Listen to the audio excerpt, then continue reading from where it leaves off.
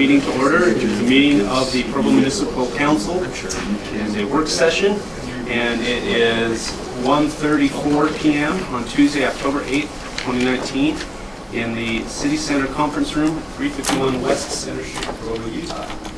This meeting is being broadcast live on the web on the Provo City Council YouTube channel, where it will also be available for on-demand viewing. Please be aware that the microphones in the room pick up the noise of paper and other rustling objects. Further be aware that the microphones can pick up side conversations. We'll begin with a roll call. Liz Strachan. Brian Jones. George Handley. Dave Sewell. Elizabeth Vanderwerf. David Hardy. Kate Unger. Bryson Rumford. Gary Winterton. Mayor Kafusi. Isaac Paxman. And I believe we will be joined later by Mr. Connect and Mr. Stewart, perhaps Mr. Parker. Excellent. Although this is a public meeting, only the presenters and those seated at the council table may speak or ask questions unless otherwise invited by the chair. Before we, we will have an opening prayer provided by Council Member George Handley. Our dear Heavenly Father, we're grateful to be together in this capacity as public servants. We pray that Thy guidance and Spirit will direct us and all of this, those who seek to serve this community and city. We're grateful for this wonderful community that we're a part of and for this privilege. And we pray for wisdom and insight and listening and open hearts and open minds. And we say these things in the name of Jesus Christ. Amen. Thank you, Mr. Handley. Before we jump into item 1, we would like to acknowledge and a little celebration for some birthdays. Councilor Handley has a birthday coming up, as does Mayor Kafusi, and we recently had Karen Tahe recently had a birthday, so we would like to sing to all of you. And throw Isaac in. His is what, the 17th? 18. 18? Oh, Yeah, let's do it. so there's a lot of Let's do October it. going on. The best month. See, Bryce, we've added two to Who's the other two that we have? well, there's Mayor, there's George, there's Isaac, and there's Karen. Oh, Say, okay. and everyone else. October birthdays. Yes. You want to write it down for you? All right. Oh, somebody's had a birthday. Marvelous Mayor, wonderful Councilor Handley, Karen, and Isaac, our great staff dear. May Father in heaven bless them through all the coming years. Happy birthday to you. Happy birthday to you. Happy birthday, dear George, Karen, Isaac. Happy birthday to you. All right. Such a fun group to serve with. Item number 1 is a discussion regarding West Provo sewer capacity and a consideration of options. This will be presented by Mr. Dave Decker, our Director of Public Works, and we have this budgeted for 60 minutes. Thank you very much, and I'm hoping that it's not going to take that long. So we've got a short follow-up presentation. You may recall in the end of August, I think it was August 27th, we had a presentation from city staff that was followed up on this 10th of September from some developers. And really this presentation today is to give a little bit of a follow-up on some items that were presented in our original August presentation. Before I get started, I want to make sure that I acknowledge staff. They've done just a fantastic job, continue to do a great job, and many of the items especially are starting to get translated into field applications. We've got Chris Wright in the back, who is our section manager over wastewater collections, and a lot of the information, a lot of the this part of the presentation comes from his group and things that we're finding in the field. You may recall one of the items that we presented in the end of August, and I'll go to the first slide here. You might have to turn that on. Is that on or off? That's off.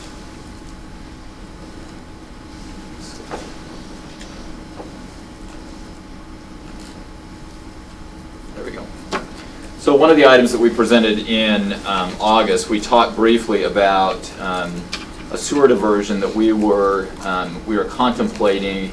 We had actually tried this in the past, a couple of different options. It's located at about 500 north and 800 west. On the map, it's about right there in that location. And we had, the city over a number of years actually has tried different diversions going down this line. I'm not exactly sure why this line is a little bit larger than most. It may have been the original, one of the original routes before some of the west side development happened. But we had made an attempt a number of times and were not comfortable with some of the things that we were seeing. But we were diverting, we had changed our diversion tactic, and we're just taking the area that comes east into this manhole. This leg that goes north from that intersection would continue down to the west, out eventually to the 36-inch wastewater line that we've talked about a number of times with the council. And that particular line has some capacity issues. It eventually works its way down here, and you can see these different colors are actually coming from the hydraulic model that the city has, and you can see the different capacities that are color coded down on the left-hand corner where we start to get into issues. Anyway, in August we had indicated that we were going to try a different diversion, a different type of diversion at that intersection. And over the last little bit more than a month now, we have monitored that and found that we are pretty comfortable with what we're seeing in that diversion. We've used the hydraulic model, gone back to Gary and his staff, and looked at even future development. So the area that is up in, if you follow the lines up going north in this direction, this line right here, this is where the mix is proposed, and some of the other development up near University Parkway. And you'll probably remember this is one of the areas where I&I has been a real problem for the city as well. And we've concentrated, again, Chris Wright is one of the key staff members that has concentrated a lot of effort correcting the I&I issues. And we are feeling pretty comfortable about what we're seeing with that diversion. So my recommendation at this point is to continue to operate. Our intention in Public Works is to continue the operation of the sewer system with that diversion in place. And based on the modeling that we're seeing, future development that will eventually get to that diversion should be able to be handled downstream as well. So given that diversion, so we've taken some wastewater that goes out to the 36. We've actually eliminated it from the 36 entirely. You can follow that line down and you can see it actually works its way to the treatment plant completely independent of the 36. It doesn't ever get back into the 36. It works its way a different route to the treatment plant. So given that that scenario, our thought right now in Public Works is that the 36 has some capacity. It's not a lot, but it has some capacity that we feel like could be allocated for development on the west side. We need to be cautious about that, and how we allocate that. That's one of the questions, obviously, that is going to be one of the key questions that I think we're going to be asking here at the end of the presentation.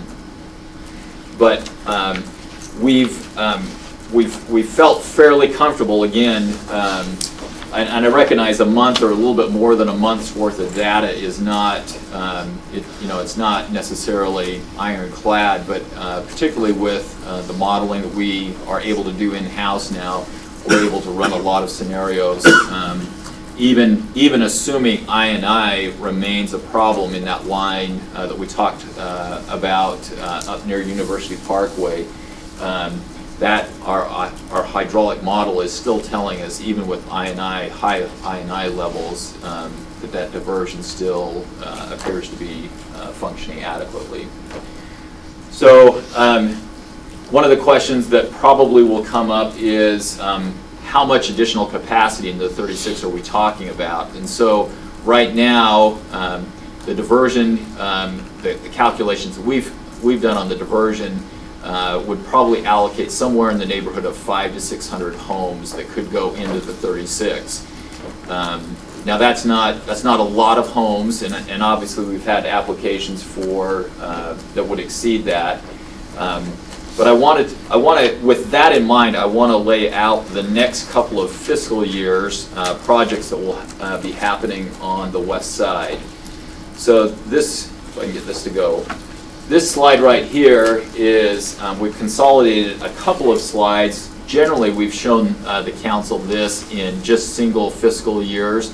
The council, I think, will remember this is part of a 7-year plan, the spreadsheet that's on the right-hand corner.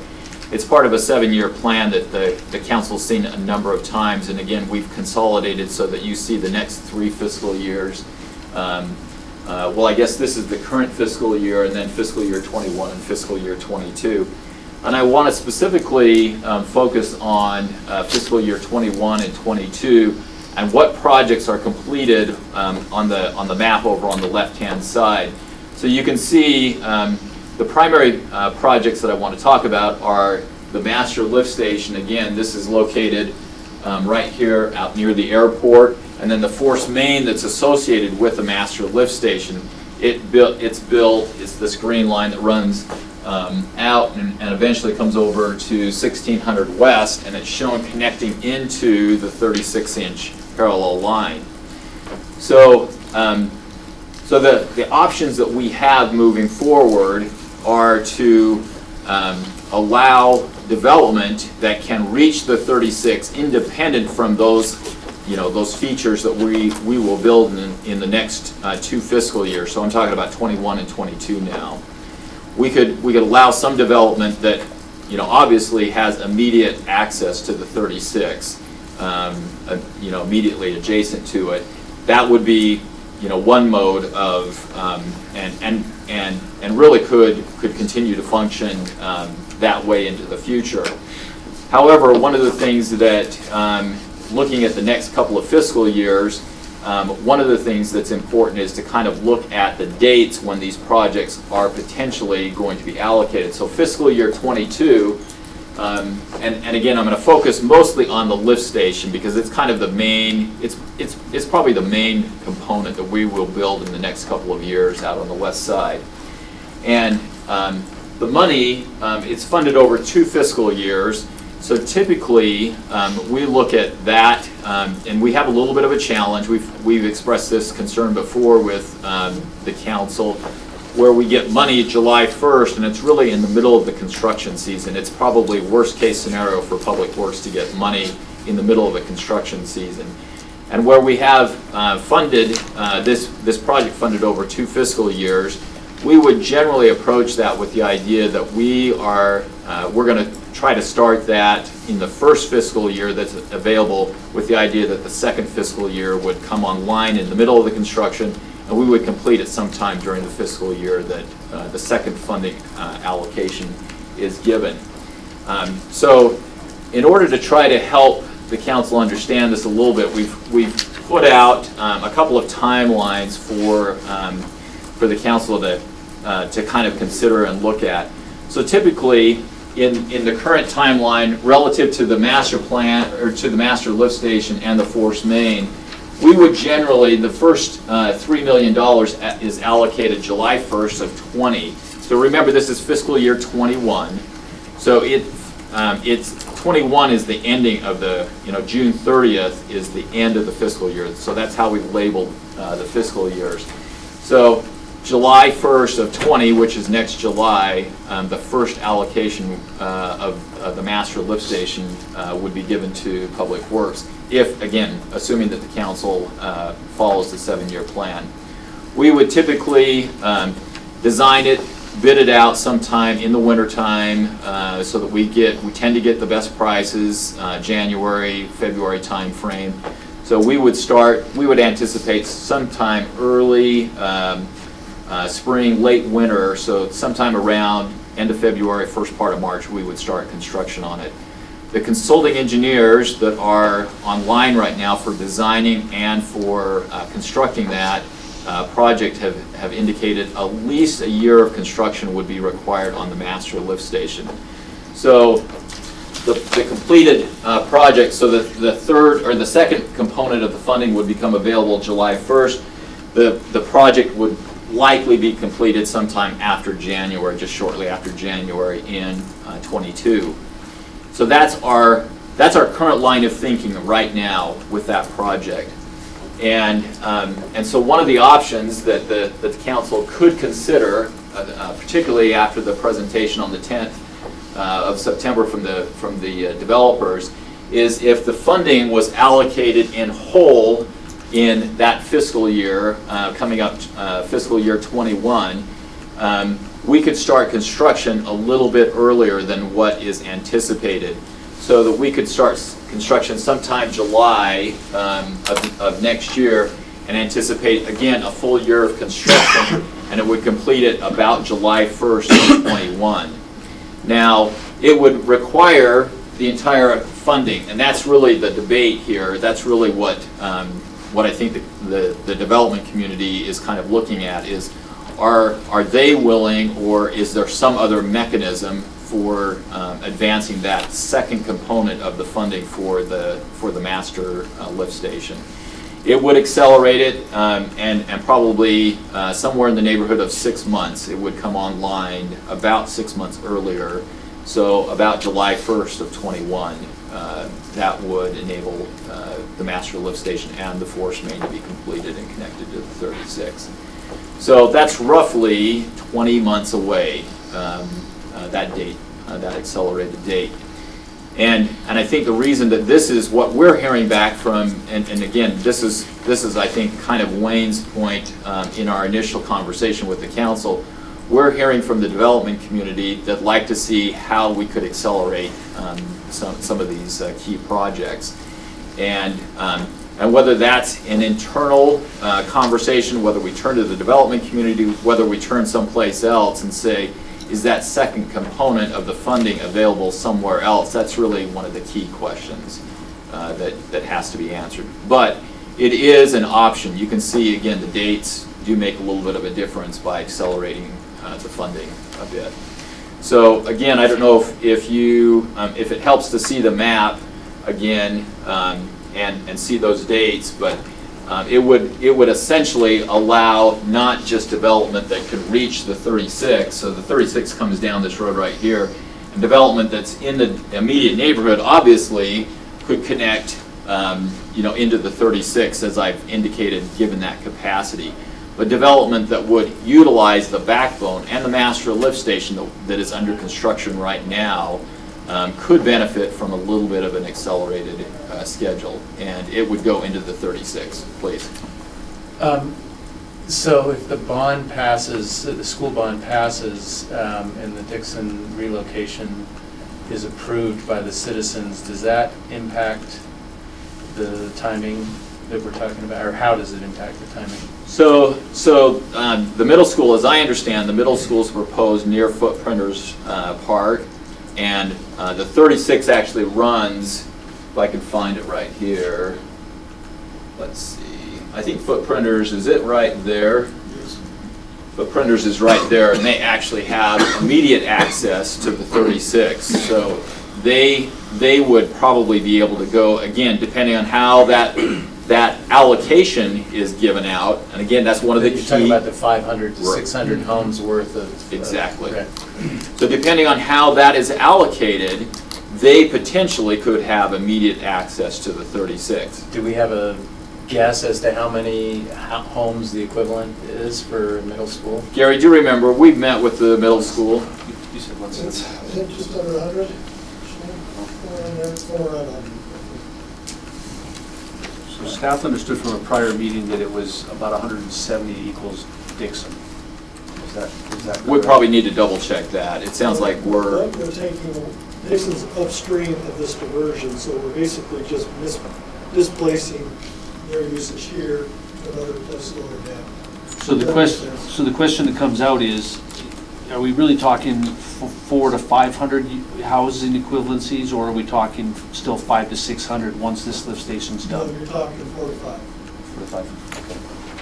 I mean, the 100 may, I'm thinking it may be a little high, but Rebecca's not here, she has it, I know she's had those numbers. So when I'm presenting, I'm assuming that the school is part of that conversation about the 500 to 600. So if you discount it, it may be around 100, and again, we'll need to double check with the school and make sure that we've got that allocated. I just want to make sure I understand correctly. So if we didn't do anything to the timing that's currently planned, we would be able to accommodate the school and 400 homes? Roughly. Roughly. So the question is whether or not we want to accelerate that by 6 months, $3 million a year earlier. That is. And what difference does that make to development opportunities? I mean, It's only seems like Changes a, the location. okay. Doesn't change the number, it just changes where. Yeah. What's the allocation, what's the opportunity cost? Where's that $3 million get taken from in? That's again, that's one of the fundamental questions is, let me see if I can get this to go again here. So that becomes the fundamental question is, does the city want to do that internally? And again, that's probably the least favorable, recommendation. It's probably not one that I would recommend, certainly if that's coming from another project. But the development community, again, September 10th, we kind of heard that a little bit from, and I'll let the developers, kind of either talk with the administration or the council, but that was one of the things that at least staff heard, that they might be willing to front some money with the idea of accelerating some of these projects. So you said that by completing the lift station, it would change where we could build. So right now, down in, let's say, the Lakewood neighborhood, there's projects proposed, there's property available, heck, there could be a shopping center down there. How much is already in close proximity to the line that could feed into the line right now without the lift station being built? How many units are we talking in that area?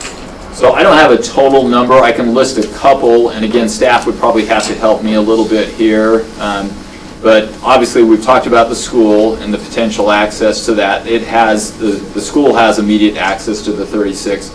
There's another project down by Osprey that, in fact, there may be two down there that have immediate access to the 36 as well.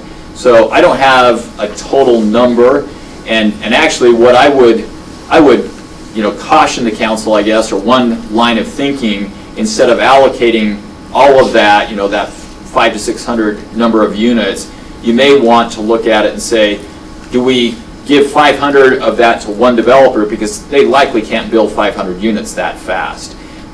Or do you allocate smaller amounts to more developers to allow it to happen? And the reason I'm asking is there are people, you could say, that have been waiting in line, people that are ready to go, they're right next to the pipe. If there was capacity, they could just do it tomorrow, and now there is capacity, and they're going to say, well, why not? You're going to give some of our rights to someone else. So typically, again, this is kind of my line of thinking. I kind of try to backtrack and say, okay, if a development started today, let's say somebody does have access to the 36 immediately. If they started the process, it typically, how many months does it take to get through the approval process? And then most of the projects, not all, but many of the projects on the west side have to bring in fill because of floodplain issues. And so that settlement has to occur for a period of time. Let's say that's 6 months. And once that happens, then they can start construction, curb gutter and utilities and things like that. And I kind of play that whole thing out and say, how quickly are you going to actually have a building permit application? And I would suggest it's probably at least 12 months, before you even see a building permit application. And by the time you get through construction of homes and things like that, you're probably in the neighborhood of 18 months before you actually have a request for occupancy. Now, obviously, there are some cases where that could be accelerated much faster. But in kind of looking at the timeline, that's what I'm looking at and saying, how quickly are you actually going to have a home occupied that's generating, wastewater into our actual sewer system? And so that's kind of the timeline. That's why we did the timeline the way we did, is so that you can kind of, in your mind, put another timeline for development and say, how quickly are we going to start impacting our sewer system? So just to follow up, I think one of those projects is 200 condos or whatever, and let's say there was 300 down there potentially ready to go. So that just leaves, I don't know, maybe 100 out elsewhere if we let all the ones that are right next to the line access it. And so you'd be spending $3 million to facilitate 100 homes. If it's allocated that way, and again, my recommendation, or at least one line of thinking that you may want to consider, is saying, is it appropriate, and again, it's not my call, but is it appropriate to give 300 units to one developer, or do you want to say, we're going to give phase one, which is a smaller number, to that developer, let them start going, and give, kind of a phase one allocation to a number of developers, so that it ends up being a much smaller, allocation. I think it's also important to understand from, what's going to happen, what's happening with staff internally in the next 2 or 3 years. Besides just the construction, we're going to be continuing to monitor this diversion, the 36 other things. And again, if I&I has been largely resolved, then we may come back and say, hey, we've watched this for 6 months or a year now, and we're actually seeing less flow than anticipated in the hydraulic model because we've corrected some of the I&I issues. And so some of the second phases of these developments could be given the green light at that point, but we're not to that point yet. We're in the, the way I've described it to staff is we're going to watch and see what's happening. We're going to be monitoring this system pretty closely. That diversion actually has one of our meters in it. I think the council knows we've purchased over the last 5 years, we've purchased a number of mobile meters that can be put in place. Again, this is one of the jobs that Chris Wright does, and we'll be monitoring that diversion very closely. Springtime next year, what happens with I&I? It's going to be really important for us to watch that. The question we have that we've talked about in the past, and I don't think has been settled, and I think members of the development community are waiting to hear, is how are we going to actually allocate those spots? I mean, what is going to be our policy? And we talked about when the developers spoke a couple weeks ago, the suggestion, the hint that was given was that some kind of pioneering agreement or something could be done. Could something like that be done on a per unit basis as, say, building permits got issued and then repaid at the end when that money comes available in 2021, and then you don't have to put off another project by another year? Is that a possibility legally? Is that like, it sounds like it's an impact fee though already. Well, so there's two aspects to this, and again, you may want to hear from the development community, but there's clearly impact fee implications. These projects are included in our impact fee facilities plan, so they're impact fee eligible. So there may be two pieces to the puzzle. One may be an investment in infrastructure that would allow for impact fee credits. And those are somewhere in the vicinity of $2,500, just a ballpark, per unit associated with sewer impact. And so you could have the developer, pay the impact fees, use the impact fees to supplement this, or they could give you a lump sum payment, which would generate some impact fee credits along the way. Or if it's in excess of that, it could be a combination of impact fee credits and a repayment agreement. And so let's assume, just for argument's sake, that you got 3 developers, all of whom are willing to put $1 million into this process in order to accelerate their access to the system.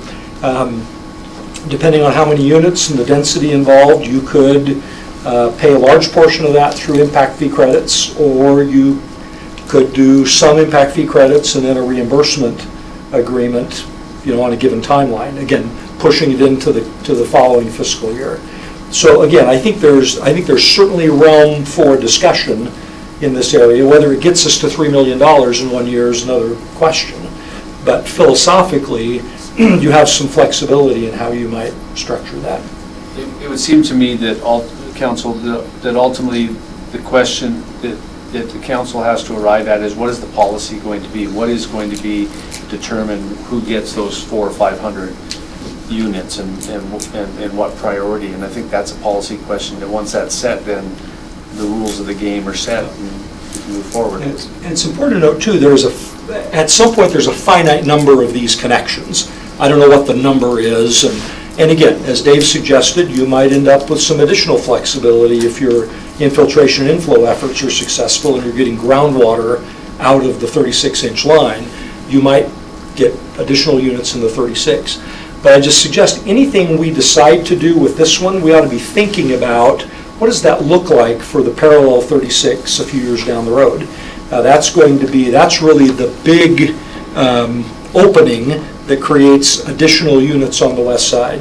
I think, as Dave suggested, the 400 to 500 units or 500 to 600 units, depending on how the middle school fits into this, buys you a couple of 3 years, but it doesn't solve the problem. It moves the problem a little further down the road, and you're still going to have a parallel 36 issue to deal with.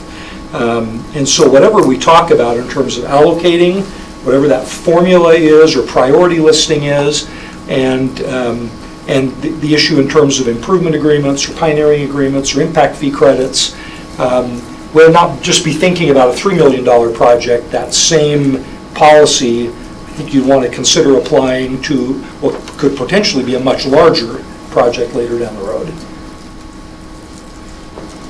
Ryan, is that pioneering effort a legal effort? I mean, can we legally do something like that? That's Pioneering agreement? Yeah. Yeah, they do pioneering agreements all the time. Yeah. Okay. It's not at all uncommon. It's not And you heard I think D.R. Horton talked last time about what they've done in Saratoga Springs and Eagle Mountain and some other cities where they've done these pioneering agreements. And it's not at all an uncommon practice. So a pioneering agreement has to do with repayment, impact fees has to do with... Yeah, or it could be, the traditional way you see pioneering agreements work is a developer comes in, installs the sewer line, and either there's a repayment agreement or they know that there are other players coming in that will locate on that line and will want connections. And so the pioneering agreement might come, the repayment of that might come in impact fees down the road.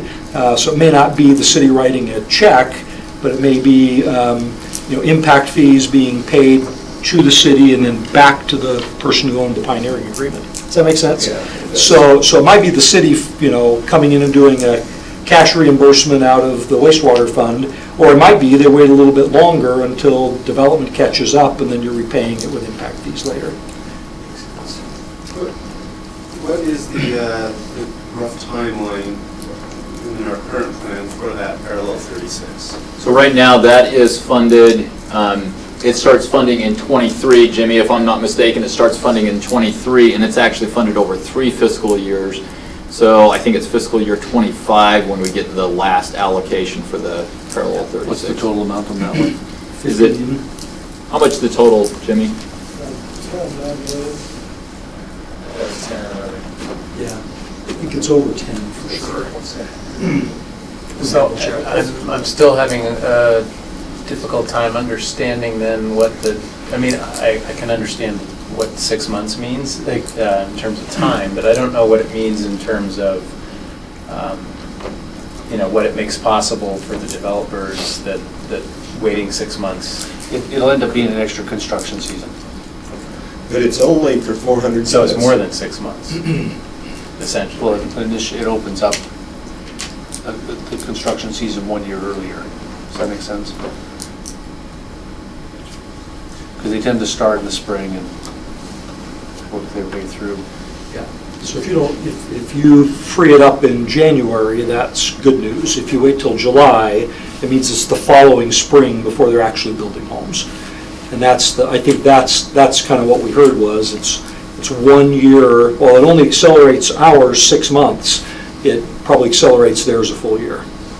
So you can, let me describe it just a little bit different. So you can see another, at least in my mind, I have another timeline, and again, for developers, it may be a little bit different, each individual developer.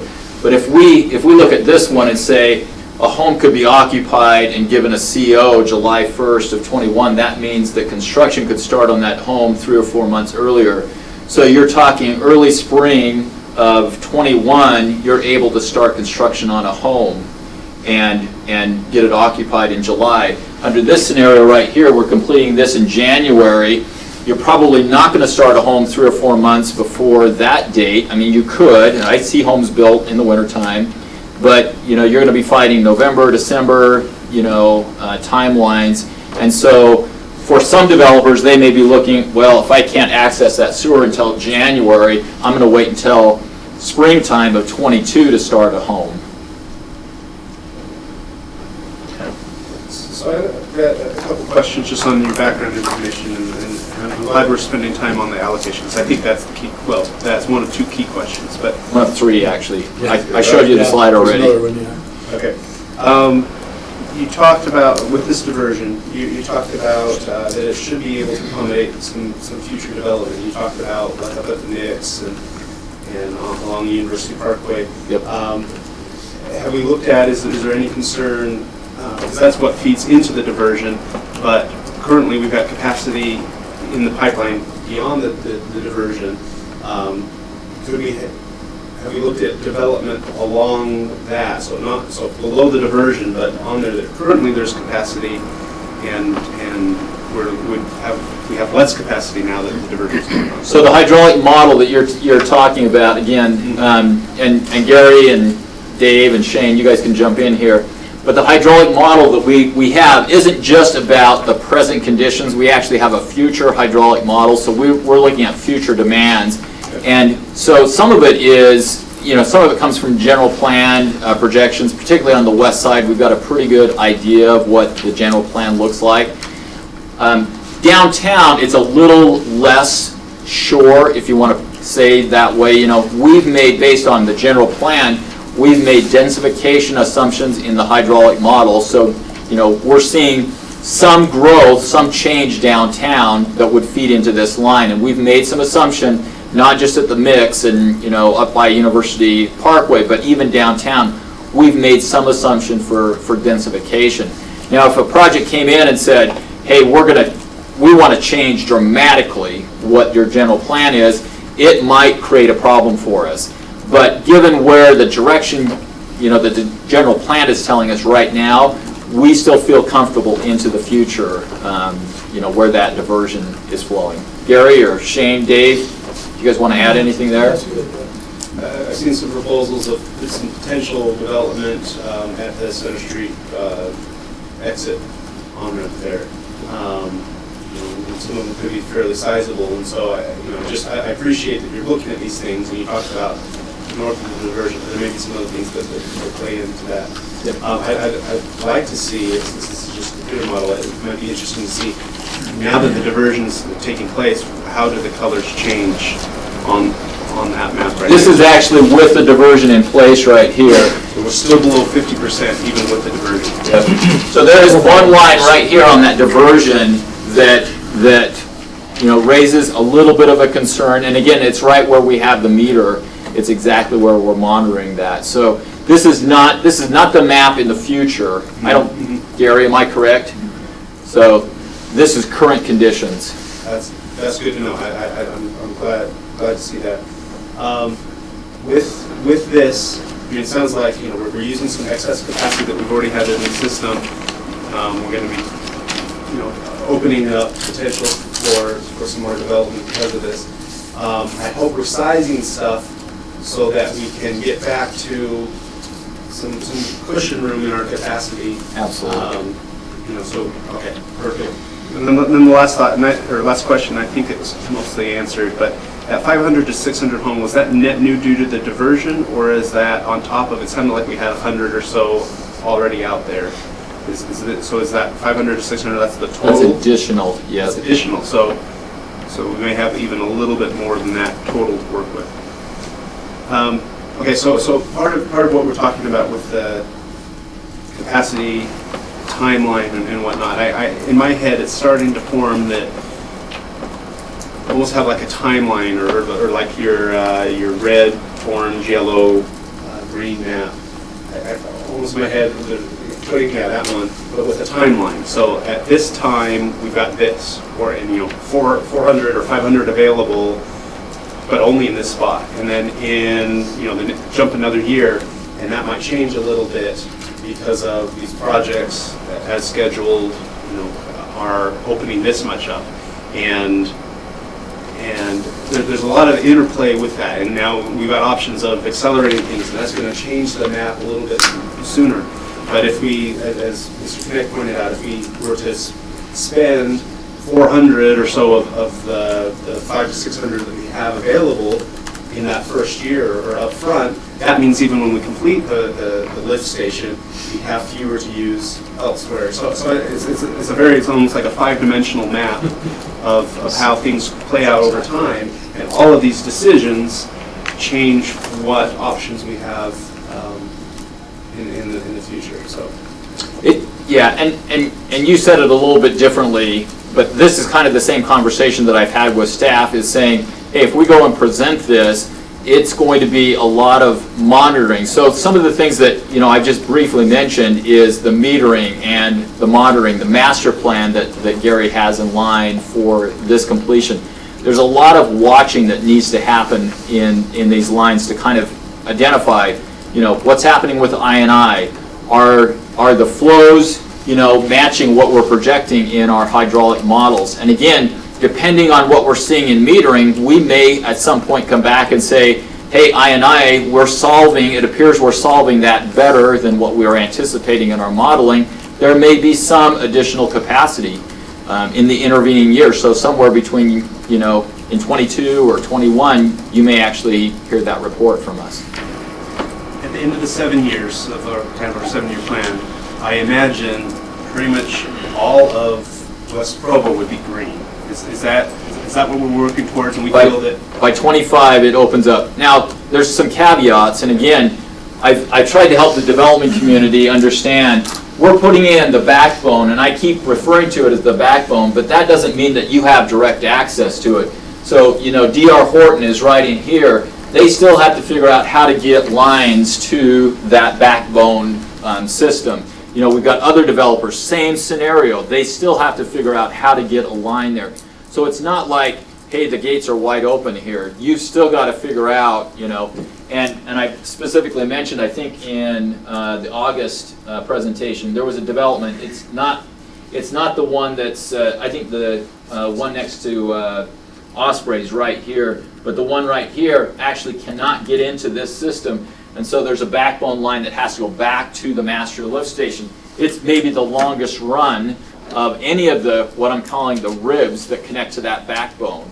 And so this, I don't want anybody to think, hey, this is just, it's easy from this point forward.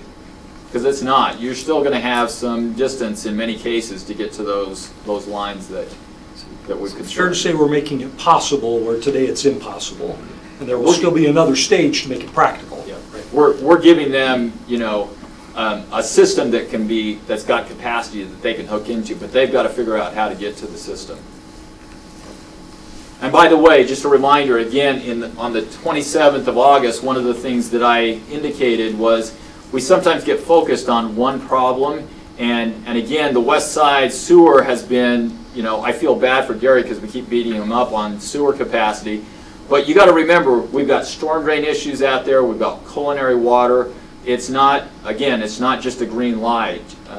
But again, we're making some headway. There's a little bit of light here on the sewer, but I don't want anybody to think that, hey, it's just ready to go, because there's still a lot of work.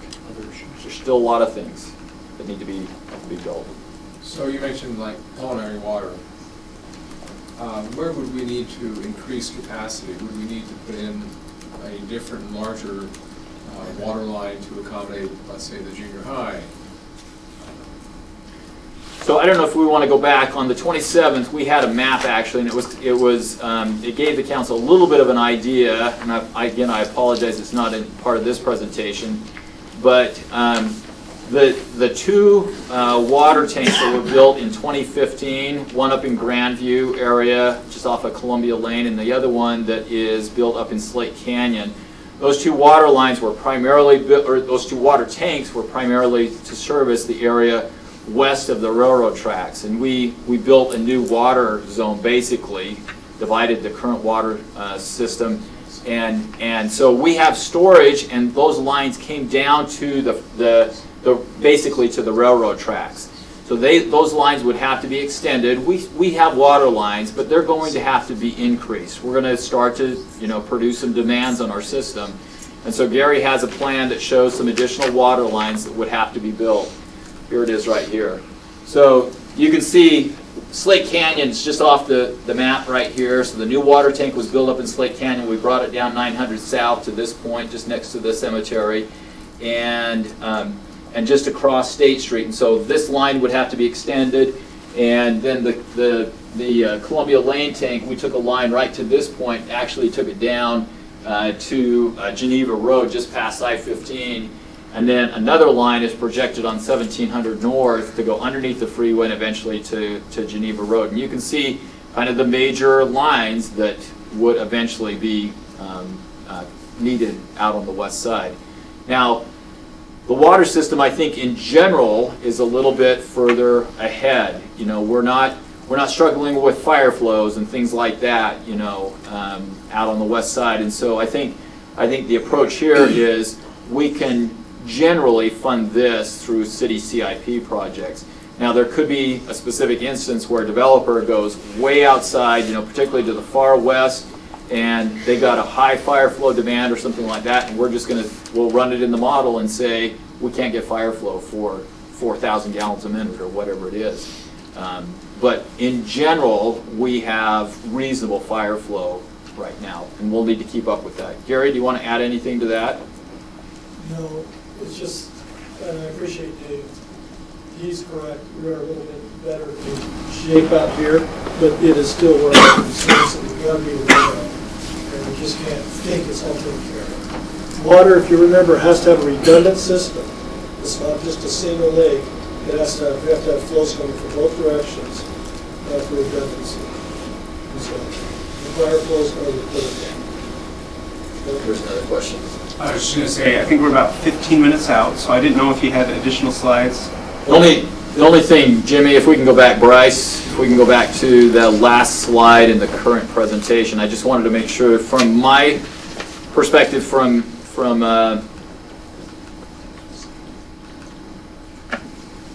the Public Works perspective, these are really the three main policy questions that we have for the council and for the administration. And is the council willing to commit to funding the fiscal years for the next 2 fiscal years? And again, there may be a surprise, there may be some economic change or whatever that says, hey, we don't want to make that commitment.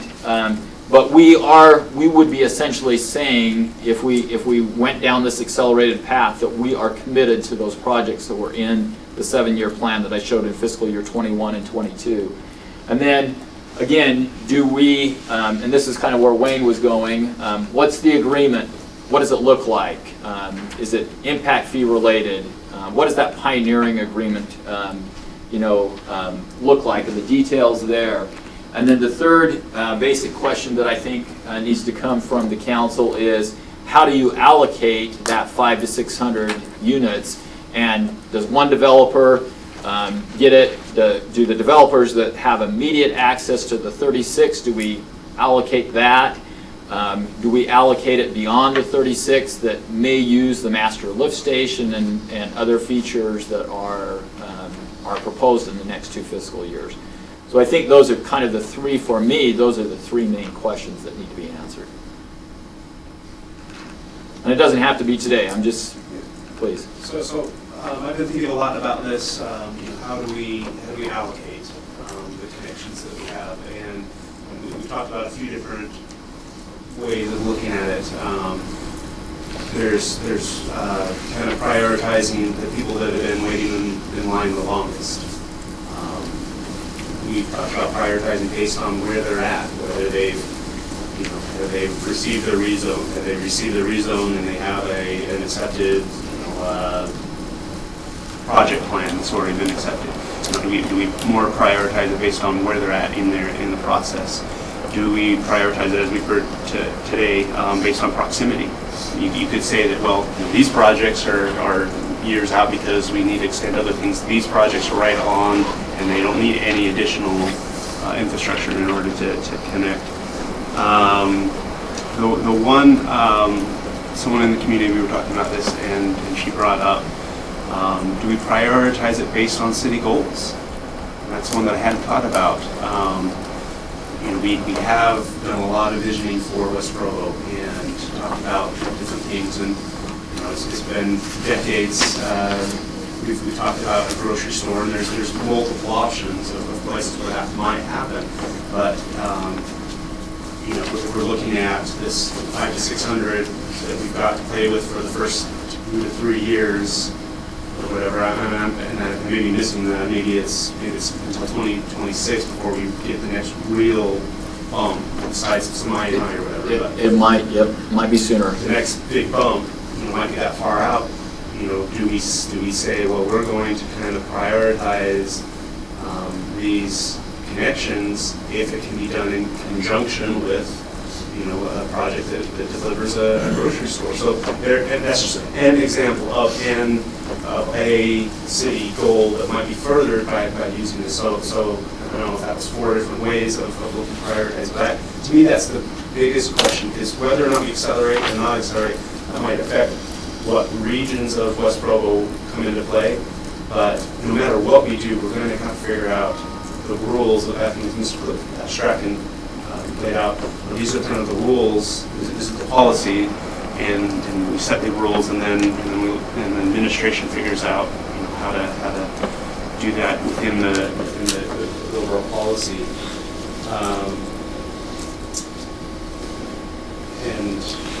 Just a thought on that. I mean, it just seems like we don't want to go against our plans no matter what. I mean, I know that's not what you're implying, but I think there's wisdom in always, and we do this as a practice anyway, any sort of proposal is balanced against what our stated goals are and what our plan is, so that we don't violate, unless we decide we need to deviate from that plan for whatever reason. But I think we should keep our stated plan and goals front and center at all times, because we don't want to end up with developments that just for the sake of development, right, in places that we didn't want them or in ways that we didn't want them. I think that's very, very important.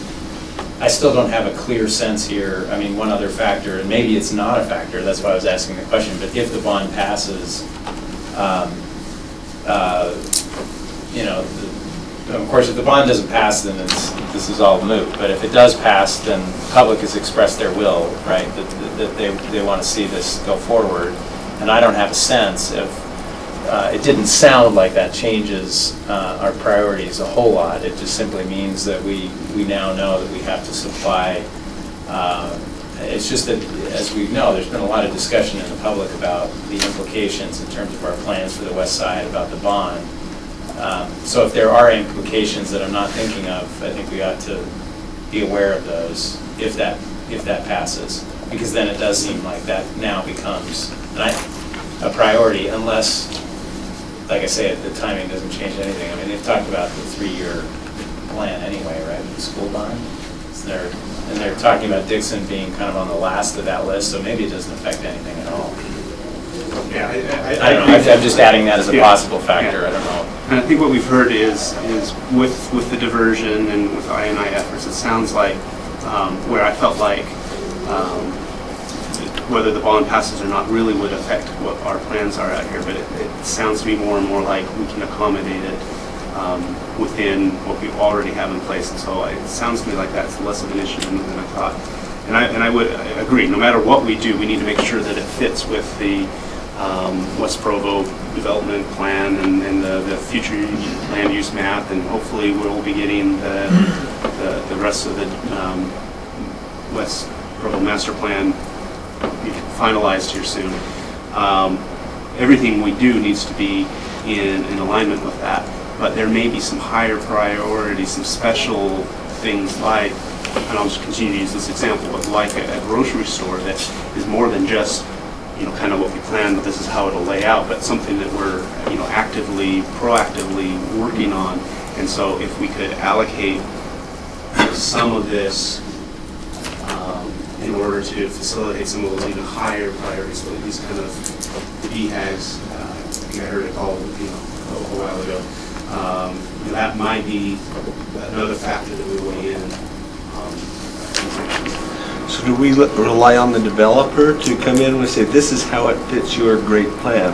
This will bring you the store. I will get the store for you. And then I'm interested in allocating more to him. I will get that store for you. And here is the store that will come as part of my development. We have a contract. So is that how? I can see that a great opportunity for a developer to become a partner and say, I'm really going to start pushing this because I can get my development if I get dismissed if I build. The thing you're probably going to have to watch out for is I think you're going to need defined criteria. That's right. I don't think it's going to. I don't think it's going to work to have a person or a committee of people that they can just hear proposals and pick the ones they want. Right? You're going to have to come up with a policy that says if you meet these criteria, you get prioritized. And it might be kind of a point system as well. Right. I'm going to suggest that you either allow or direct the staff to put together kind of an internal working group to come up with some policy goals and try to identify what those criteria would look like, and let us bring that back to the council with some alternatives for you to weigh. Do you foresee that as a council staff, or do you feel like that's a staff? I would say us with co-opposition to the mayor's office. Yeah. Definitely. But we'd be happy to coordinate it with the staff and try and pull it together so that we can present it to you for your discussion. Okay, absent a formal motion, is there any concerns by the council and council member of going that path? Okay, then if we could just request. I just wanted to say, the last time we talked about this as a council, we had a general feel that we were going to stay the course and pay as you go. And now we're changing course somewhat to accelerate development. Okay, so I think I had a lot of nods, but before I guess we put that in motion, let's talk about that, because that wasn't my understanding. So what I heard was we're going to, staff is going to get together, both the council and administrative staff is going to get together and come up with a proposal on how best to allocate the connections that are available. And that, Right now, to me, that's that are available. and going well in the future as more come online. But that's separate, I think, than the question of accelerate or not accelerate. Well, see, I don't know how many property owners there are, or how many developers there are that already have access to the line, or how many they could build. That I don't have that number. Mm-hmm. But that's one approach, is just say, well, they're there and they have access, and so they would be first in line. And I don't think that developer or those developers would be interested in funding something that they don't need. Well, but see, if we don't list our priorities and we don't say how this is even going to work, then there's no incentive on the part of a developer to say, I want to pay $3 million in advance to accelerate this. Because they won't know that that's necessarily going to be any benefit. So if we're going to get to the question of acceleration, it seems like first we have to figure out what our priorities are. Well, I agree, and we need to understand not just how it's going to benefit them, obviously, but how it's going to benefit us. Right, us being the city, the public. Yeah. Yes. And I think that's fundamentally the issue, is regardless of whether you pay as you go or whether you consider this second option of having some kind of acceleration factor, you still are going to have, for what little capacity we've got left, how are you going to prioritize it? And I think that question still remains regardless of whether you accelerate the funding or not. Okay, so we And this one connects about a point, but I think that was already listed Mr. Hardy, on one of the priorities, location and close to existing lines. I mean, that could be one of the factors we put together in this decision-making process. So I think it would be included, but I don't think we've overlooked it. Right, I guess my point is, if you didn't accelerate, if you didn't spend the $3 million, then you would just have the status quo, which is only so many that could hook up and take advantage, because there is no other hookup, there's no other facilities and infrastructure in place. So we would be adding the infrastructure to facilitate whoever else that's downline that wants to get into the system. So let me just run to that, but what I'd like to see is just kind of make sure there's no objections to creating that committee. And then secondly, I do want to do a straw poll or a motion, whatever we want to do, to kind of ask about the acceleration, because this really talks about the accelerated timeline. So I think we should touch on both. But as an example, for example, if we chose not to accelerate, then we have X number of spots, up until maybe even 5 years from now. And if we choose not to, if they could be allocated just on close location base, and they could all be allocated very quickly. Or we could pull back and say we're only going to allocate 100 a year, and that means by the time the master lift station is done in 3 years, we still have 300 that could be allocated up the line. And so even without accelerating, by throttling how many we give out, it could still be used. And those are the kind of questions I believe that committee would come with their recommendation. And if we choose to accelerate it, that would become available earlier. But again, if we gave them all out in the first year, it wouldn't matter whether we accelerated or not, because they're all gone before the master lift stations. Okay, so, yes, Mr. Stewart. The council has to approve whatever comes out of the committee. Either it needs to come before December, or during December, or wait till after January. Because you're going to have input from the council, and the input from the council could be far different in January than it is right now. Which actually So informs if you're not to us by then you might as well wait. Right, which also informs the decision on the pay-as-you-go or allow acceleration, because once the new council comes in, if somebody comes in with a golden egg, the new council might just say, yeah, let's move forward with that. So, but I think, the inherent questions and how you define who gets what and when is something that needs to be done. And certainly my suggestion would be that whatever internal working group we put together and gather input from different parties, that information has to come back to council for some kind of determination. Thank you for that point. It's a very good point, and I think whatever we do, I think we need to be aware of, at least in communication with potential future council members. There's not much point in this council doing something that the future council is going to undo. We have a majority vote in the future council. With only 3 carryovers and 4 new. Right. So that's a good point. Okay, is there any objection in that internal working group to work out a proposal for the council, whether that comes back this year or next year? Okay, I don't see any. Any objection to a straw poll on, and let me characterize this as just the broad direction, whether we want to broadly accelerate over what our 7-year plan is, or if we broadly want to stick with our 7-year plan. Is there any objection to us to a straw poll? I just had a clarification I'd like to request. If I'm understanding this right, we're talking about 2 options here. Either we stick to the original plan, or potentially a developer is willing to front $3 million, and then we would pay that back when our funding became available on the normal timeline. Mm-hmm. What's the downside of that to the city? I mean, why wouldn't we do that if that? I mean, I just. It depends on the proposal. I mean, if he wants interest, yeah.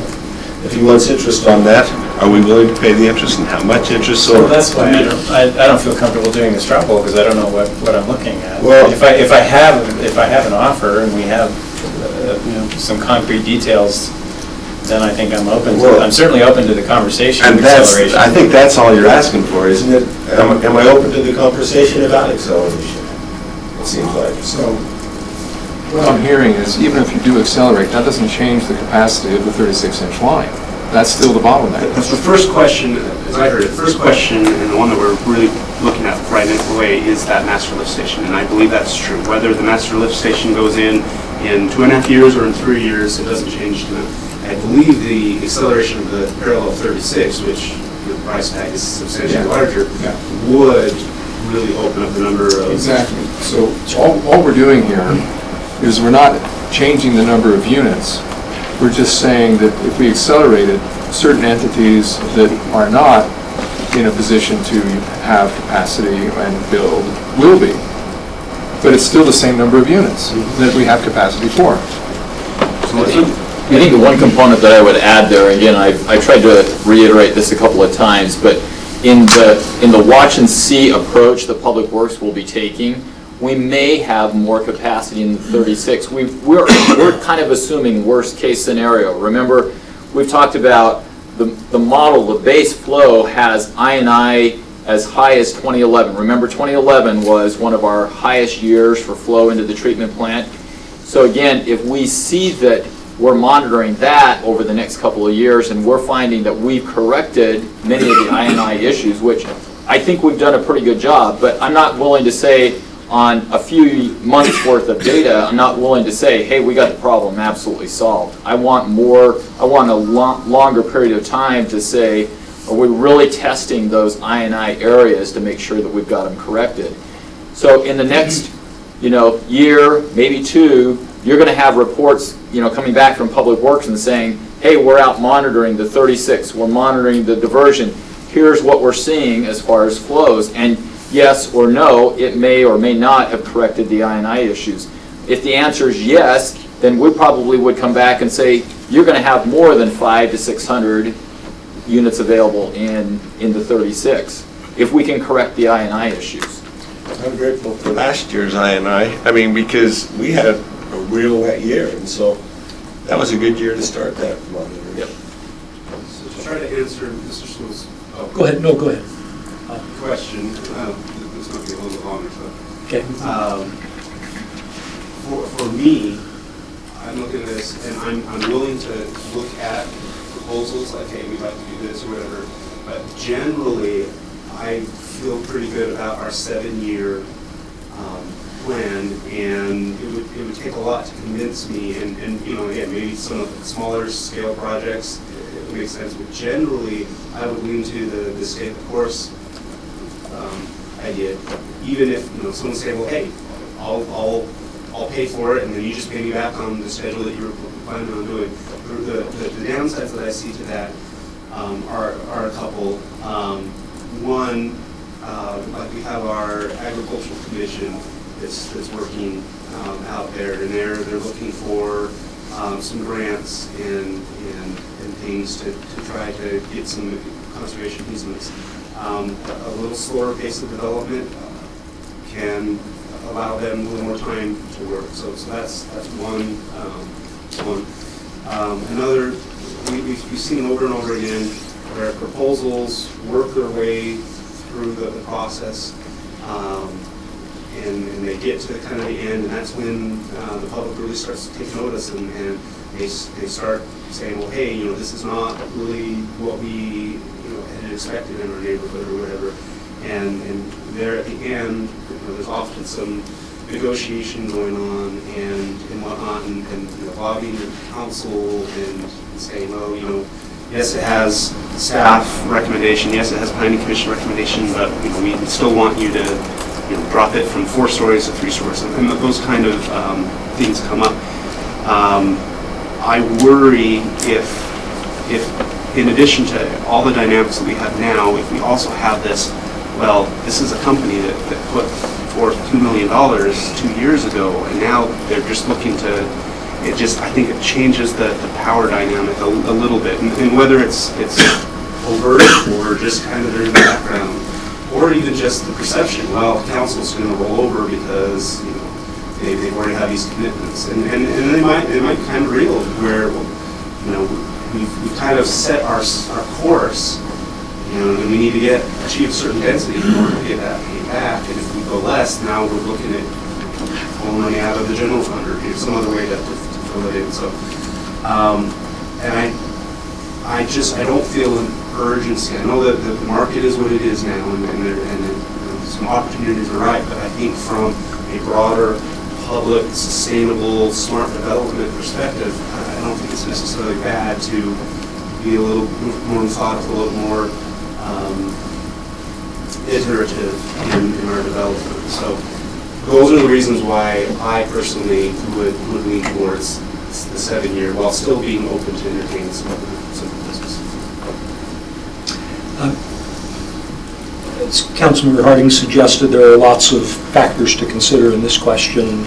The only thing I would add is that depending on how you structure your prioritization matrix, however we do that, you could have a developer come in that's in an area that's going to take a while to get green without the master lift station, and they might come in and say, look, we're ready to do mixed housing types. We're ready to do teacher and police officer discounts. We're willing to to look at housing affordability. We're willing to look at your West Side plan and agree to come in and do a project of the density that you've listed on your plan. And you may want to see some of those things happen, which might be conditioned on accelerating a project. And so again, I would hope you wouldn't shut the door entirely, at least until you've had the discussion around how do you want to prioritize opportunities for use of those limited resources. So that's the only thing I would just add to the I make a equation. motion that we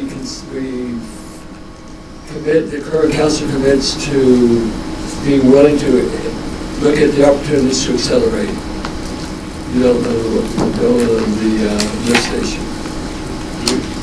Okay, fine, but that's the first look. Is there a second for that motion? Well, I would second it if it's more in flavor line with, we're going to stay the course unless you can show us something that changes our mind. We're staying the course, but we're just accelerating it slightly. Right now, having a lift station, right? It's accelerated by a year. That's what I understood this whole discussion. Well, that really doesn't accelerate how many connections are available at all. It just changes. We're not accelerating connections, we're accelerating. It changes where it could be built. The development of the lift station. So we don't have a second yet, but we have a burning comment here. So Bryce anticipated this discussion, and he posed the following question that might be good for your motion. It's, if the terms are acceptable, is the council willing to consider proposals from developers for accelerations? I'm always willing to have my motions changed, so that sounds better than mine. Okay, so is there a second to that? Okay. Say that again, Cliff. If the terms are acceptable, is the council willing to consider proposals from developers for accelerations?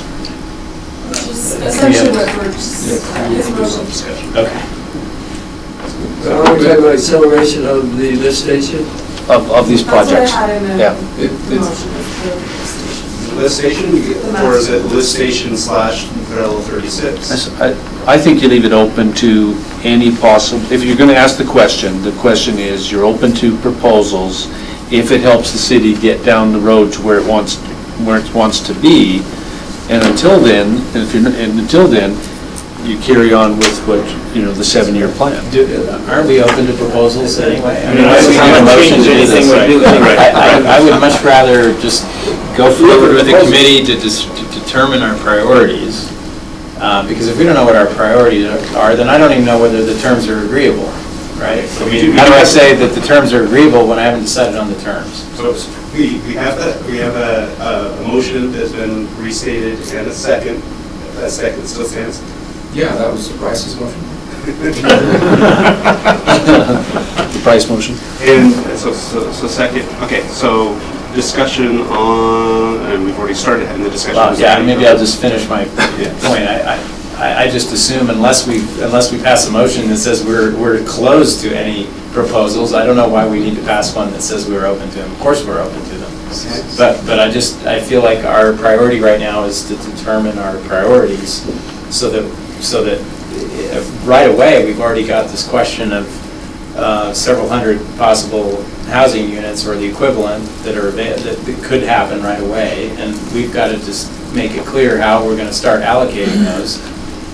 And if someone along the line says, we want to be a part of that, but we think we need to offer you a $3 million advance on this process so that we can actually add more units sooner, then of course we're going to be open to it.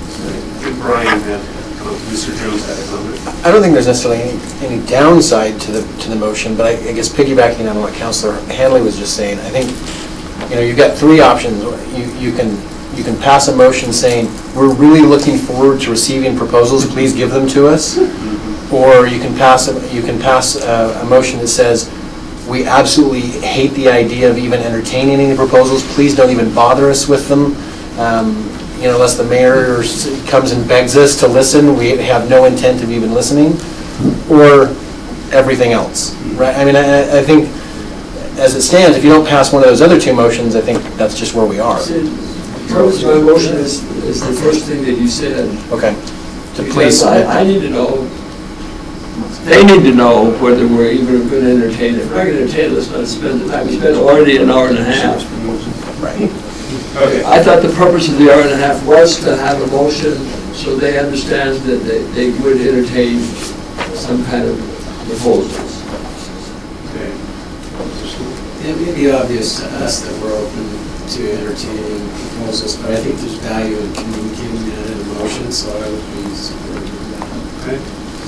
And okay, so I'd like to make a substitute motion that we wait until after, I guess it's not necessarily a substitute motion, but just an argument that we wait until after that committee comes forward with their recommendation on how we allocate these, because I think that will help clarify. I agree. I hope that the development community, I'd like to give the development community a clearer picture of like how anxious we are on this, and it sounds like some people may be very anxious and hope that some proposals come forward. Others may say, we're happy with the 7-year, and you will have to convince us to do something otherwise. But I think all of that will be clearer once we decide on how we're going to allocate. If I'd like to vote on my motion before you put a substitute, then you can just vote against my motion, rather than doing a substitute. Yeah, and I take that back. So I'm not doing a substitute, but I think I'll be voting against this motion, not because... I thought you would be. just because I want to see how we decide to allocate. Yeah, I think it's important that I clarify too. I don't want to communicate any disinterest in proposals, but I feel strongly that we've got to figure out what our priorities are before I'm willing to say that we're ready to go. But I think our conversations so far, if anyone listens to the tape, will understand that we're open to proposals.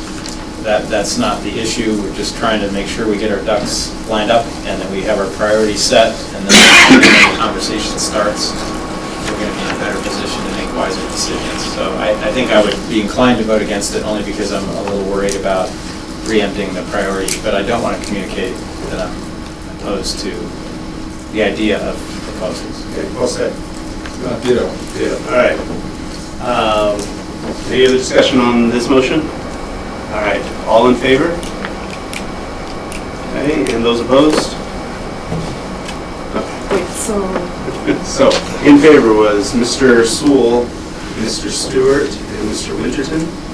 Those opposed were Mr. Handley, Mr. Connect, Mr. Harding, and Mr. Denver. And hopefully the discussion around that kind of clarified where we're at, and I think a 4-3 vote. That was the purpose of my motion, to find out where we are. Yeah, and I think that, thank you for that. I think we hopefully communicated this very clearly, and we're looking forward to the internal working group on the proposals and suggestions on how we That probably puts it off till the first of the year, to go to the council, so probably best. All right, so that 60-minute discussion went 80 minutes. Is done. So we are going to hear item number 3 before item number 2. Before we jump into that, I would like to welcome Councilor Stewart, Councilor Tennant, and Mr. Wayne Parker, who have arrived to their participation. Item 3 is a presentation and discussion on the 40-year water supply plan. It was originally budgeted for 25, if we can do it in 15 or 20, that would help us get back on track. Thank you very much. And I'm going to do a quick introduction to this item, and then I may turn it over to Keith and Gary. And Keith and Gary, you may want to come up here so that we can do this a little bit faster than maybe what we had originally planned.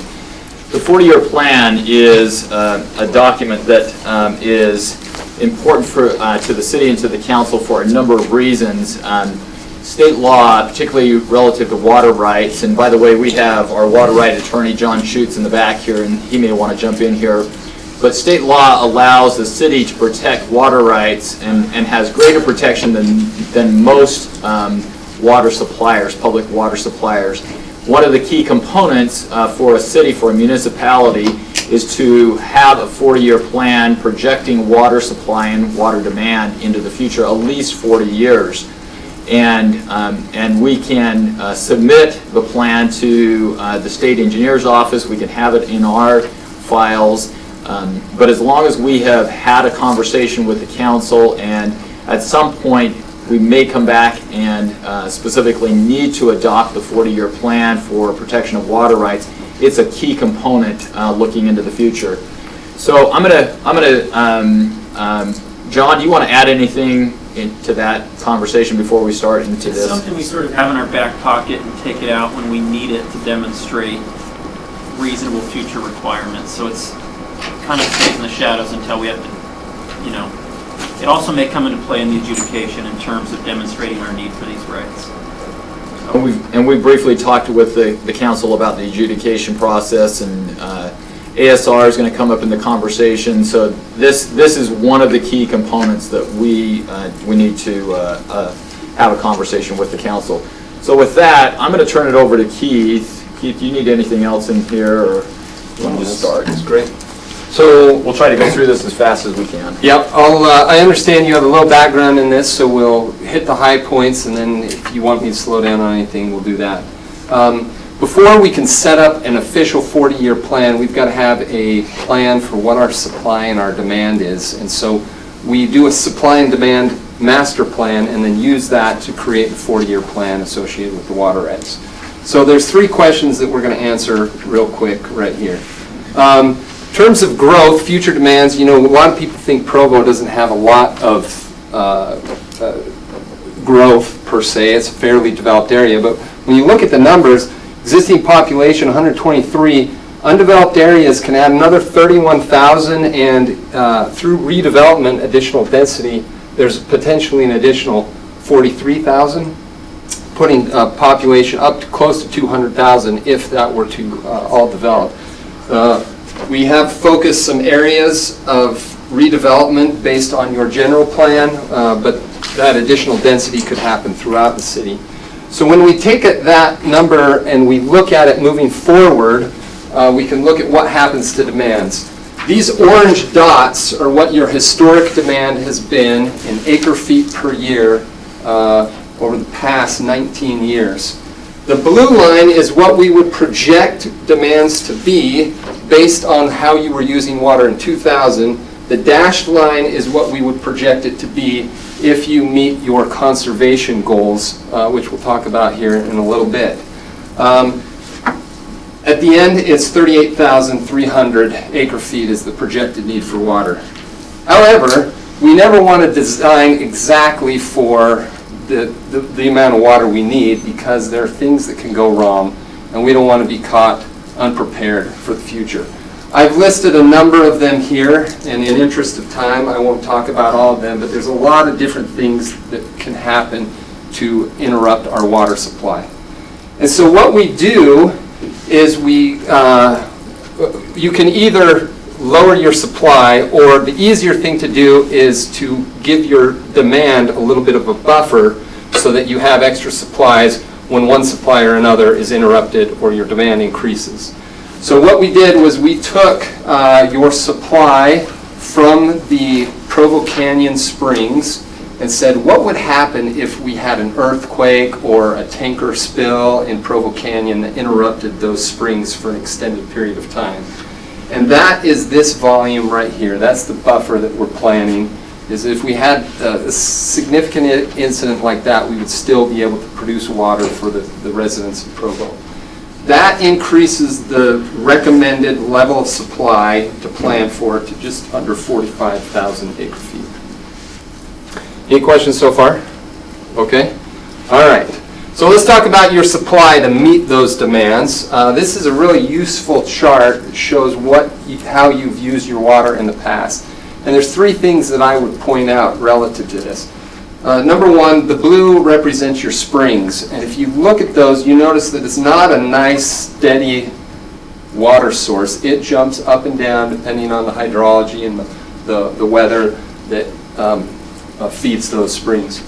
The other thing that I would point out to you is that your wells in general are trending downward in terms of how much is being produced out of those wells. Some of that is because you don't need as much water. You're saving some through conservation. But that's another trend that we want to talk about here in just a minute. And the last one is to point out that you do have surface water treatment at the Utah Valley Water Treatment Plant. It's not a huge volume, but it's an important component of what you do. 2018 is a great example. Your springs were down. It was a very dry year. Your wells, you had some mechanical failure, and 3 of your wells were down in 2018. As a result, you had to increase what you took from the Utah Valley Water Treatment Plant to be able to meet your needs. Okay, so I know you've all seen this figure. This is actually one that I pulled together back as part of the 2010 master plan, which didn't get finalized until 2013, but it started in 2010. And the conclusion at the time was, well, if we don't conserve, we're in trouble. But if we conserve, it looks like we have enough supplies to meet our needs. The problem that we've found over the last 8 to 10 years or so is that this is based on the assumption that all your water rights are accessible and usable, and you can get the full yield out of those water rights. We did do reductions for some dry weather flows and things like that. But one that's really important to note are your wells up here. We were looking at almost 30,000 acre feet of potential water coming from your wells. Well, this is something that we've discovered in the last little bit that has us a little bit concerned about that approach. I think you've talked about this a little bit as well, but just to kind of hit the highlights, this is the depth to your water table at the 48th North well. And the red is with the pumps turned on, and the blue is with the pumps turned off. You can look at either one of them. You can see the same trend. We have good years, we have bad years, dry periods, wet periods, but in general, the trend is down, which would suggest that we are taking more water out of the aquifer than is coming in from natural recharge. This is not just an isolated incident. This represents a contour map of the drawdown that has happened during the period of demand. And so basically you can see we do have one well that's actually a little higher than when it started, but for most of these we're looking at drawdown in the 20 to 30 feet, some in the teens here, but some significant drawdown. So here's the big conclusion. Even though Provo is currently using less than its groundwater rights, Provo City staff and myself are concerned that the aquifer may not be capable of supporting significant additional withdrawals, even though those water rights are there. The difference between paper water and actual water. So, bad news, aquifer capacity might limit your ability to use those groundwater rights. But the good news is you have a lot of additional surface water rights that are available to meet future demands. So the big picture recommendation is to take advantage of these surface water rights. You need to do two things, amongst some other minor things, but two big items. Pursue aquifer storage and recovery, and firm up your Jordanelle Reservoir storage. Okay, so what does this look like? You saw the previous color graph. I kind of simplified it here to look at the big picture, but what does this look like as we revise this? So here's those three main sources, right? Springs, wells, and treatment plant. Okay, right now this is for an average year, your regular water year. And if we look at where we're at with conservation, we're in pretty good shape. We can make things work. However, once we add that supply buffer, and as we grow into the future, we're going to start getting into this point where if something goes wrong, even in an average water year, we are potentially going to run into trouble. This is important to know that, you know, we could increase our spring withdrawals on a temporary basis, but for long term, that's not going to meet our needs long term. So what do? This gray represents the surface water that we have. So if we can take that surface water and we can put it into the ground through aquifer storage and recovery, then we can pull that out later in the season and be able to meet those needs. And in fact, we have enough surface water sources that we can actually put in this red bar up top. We can put that in the ground to kind of save for a rainy day in the future, or I guess opposite of a rainy day in this particular case. What does this look like in a dry year? It looks similar, except everything shrinks down, right? Because we have less surface water, we have less springs, etc. In this particular case, we put all that surface water in the ground, we pull all that out, and we actually need to pull out a little extra in those dry years. But we can do that because the previous average years we've been putting that water into the ground. So we're still in good shape, but the key is to get that aquifer storage and recovery project in place. Okay, so we've talked everything about annual supply, and I could go through the same graphs and charts for peak, but I'm just cutting to the last, the punchline. In addition, and just to back up, you got to supply water throughout the year, right? But then during that peak day, that July 24th or whatever that highest day is, you also need to be able to produce the water fast enough to satisfy those demands. So we went through that analysis, and the bottom line is things are looking pretty good as long as you continue to develop wells, which will give you access to your aquifer storage and recovery water, and also help you meet these peak demands. There's one big caveat on this chart that you're looking at. I have up here the surface water available through the Utah Valley Water Treatment Plant. The capacity to take that is 40 CFS, but you don't have committed, firm commitment from the plant to be able to produce that much. So once again, that's a reason that we got to continue to develop those wells to keep us, minimize our reliance on Utah Valley. Help me understand what you just said. So we think we can get 40 CFS, but we haven't committed to that? Or yes. What does that mean? So 40 CFS is the capacity of the pipeline that you have from Utah Valley to Provo. So physically, you can take that if the water is available. The problem is the water is available on a, if it's available, it's a... They don't have a commitment to treat it. It's if they have capacity, they'll treat our water, but it's not, we don't have a contract that says they'll treat us at 40 CFS. Central Utah Water doesn't have a guarantee to deliver 40 CFS to Provo.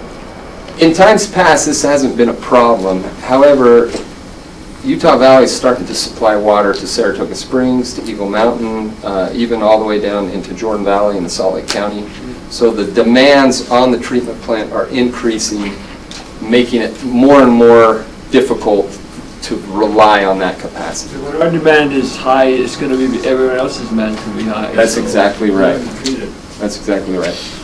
So I have a major concern, and that is, I mean, I recognize that you, and I read carefully what you were saying about climate change in the modeling, but it feels to me very understated, because I think it was around 10% of, I mean, I've seen estimates of snowpack being reduced up to 50% by 2050, but at the lower end, about 30%. And if the snowpack is decreased by that much by 2050, it seems to me not only is the surface water disappearing, but the aquifer, I mean, so the whole game that we're trying to play here seems to be compromised by that. If there's suddenly 30% less snowpack, what happens to, I mean, doesn't that mean, I don't understand how it works with the Jordanelle water, for example. If the surface water is just not there, and there's now more claim on water than there is water, how do we get any of it? So I'm not going to pretend to be an expert on the climate change models and the yields associated with that. I will just, it sounds like you've read through, and the models that I've relied on for our discussion are based on Central Utah's work on the overall watershed. Mm-hmm. You're right, if we have significant reductions in snowpack, there are some positives in that we do have a pretty robust storage system in the Provo River system with Deer Creek and Jordanelle, so that's a positive. The other thing I think that this plays into is if we're getting more precipitation as rainfall instead of snowpack, this plays very much into the concept that aquifer storage and recovery is going to be an essential part of our plans moving forward. Yeah, and I don't raise this question, I actually am fully supportive of the proposals here. I just was wondering about the modeling in terms of how well we anticipate being able to live within our means. Yeah. And it just, I mean, this is not a worry that I don't think you can solve for me, but it just seems to me that if we're looking at that kind of a reduction and we're anticipating this growth of population, this is a crash course. This doesn't end well, it doesn't seem to me. I mean, even with all of this, I still think there's a possibility that we may have to think about much more extreme restrictions than is accounted for here. Yeah. How well do we understand the aquifers that provide our groundwater?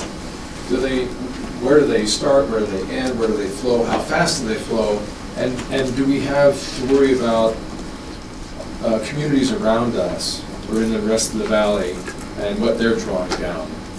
Do you want to talk about that one, Gary? I would say that is part with our bar engineering that's doing the aquifer storage recovery part of this. They are the ones that are helping us understand that question. Okay, the state has helped us. They have a model, but we are trying to update that model, and hopefully by doing the storage that we're looking to do, that will help us understand. We've done some preliminary stuff with bar engineering. Okay, we're right in the just beginning that to answer that question that you have is trying to understand that, because in my opinion, we don't really understand totally the best way to get water there and where's the right location. That's why we're doing some of these pilot studies that you've seen that Dave has talked to you about before, is trying to understand that and seeing how fast we can get the water and does it really benefit us? It's at the right location. And that's some of those pilot studies that we're talking about that we have out there. I think it's important to note that the pilot studies are actually, we have a permit prepared to turn into the state. They're just waiting for comments back to us, and Bar Engineering will submit it to the state. Our goal is to actually start the pilot studies this fall. State officials think that that's pretty aggressive, and it is. But I'd like to think within the next couple of months we can start the pilot so that we can actually start to monitor where the water is going. We have the models, you know, from UGS and some other places that talk about how long it takes. And it takes years. I mean, literally, it will take a long time for water to travel. And that's why I think Keith is laying a really good basis here for why ASR is so important to the long-term benefit of the city. We need to start when these past couple of years where we've had pretty good spring runoffs, we really should have been taking advantage of the additional water. We should have been putting it someplace where we can bring it out of the ground in 10 years down the road. And we need to do it. We need to do it soon. So this was the last slide. These are the major conclusions. I think we've talked about all of them. And so in the interest of time, we'll just go, if there's any last questions, that's all I have. You need a motion to adopt that? So I think, John, the plan right now is to keep this in draft form. Yeah. And if needed for water rights purposes, it would be brought back to you to officially adopt and then be able to submit. Just, how much does an aquifer storage recovery plan cost? I mean, we've got to pay for all the pumping, we got to pay for... So we've identified 5 projects that we're proposing, and right now, most of those 5 projects could be done with existing facilities. If we decide, if we get positive results from those projects, there's going to be some CIP, there's going to be some capital costs needed. And it depends on where the source of the water is long-term. If we have to take it from the river, or is it a canal that we end up using? There's kind of a variety, but it will take some money in most cases to move forward with ASR on a long-term basis. And we don't have to do that until we find out if it works on the 5 spots. Exactly. Okay. We got to do the pilot programs. That's awesome. I think that's great. I apologize. I should have introduced Keith. Keith Larson is from Bowen and Collins. I should have given him a little bit better introduction. I apologize, Keith. So I think I know most of you from impact fee discussions previously. This presentation doesn't need to be introduced. That was a great presentation. You did a fantastic job. Thank you. He's not done yet. So, All right. you want to have a break? Right now, it's good for break. Okay, read in the next item. Is that where we're at? Okay, so item 2, certainly we've heard, is a discussion regarding a water conservation plan. This is also budgeted for 25 minutes and also hoping to shave a couple minutes. We will. Thank you. And this will be led, at least initially, by Mr. Gary Calder, Water Resource Division Director. It is good to be here and not be talking about sewer or capacity problems. Keith, oh, by the way, if I could just add something to that last point with what John shoots. The purpose of this 40-year plan is to show that we can maintain and hold on to those water rights that we have. Does that make sense? If we go through this adjudication, we have places where we can use that water, and so the state won't take that away from us. It helps you understand the purpose of that 40-year plan. Okay, so what you are seeing now, the other presentation was going to be kept in draft form. This water conservation plan that is being presented to you today is, we have already submitted a water conservation plan to the state, and we're waiting for their feedback. What you're seeing today is the summary of that study. It's been submitted in draft format. Yes, and so we're waiting for those comments back. We don't anticipate any changes, but by the end of the year, you will be seeing, we'll need to go to council for this to be formally approved by you as a council. Okay, so in the next 2 months, you'll be seeing this hopefully in your council as an approval item if there is no changes from the draft that we have sent to the state. So this is, in my opinion, a good report. Keith is giving you good news, and so I'm going to turn the time over to him. This will be something hopefully that you will appreciate as members of the council that will help us.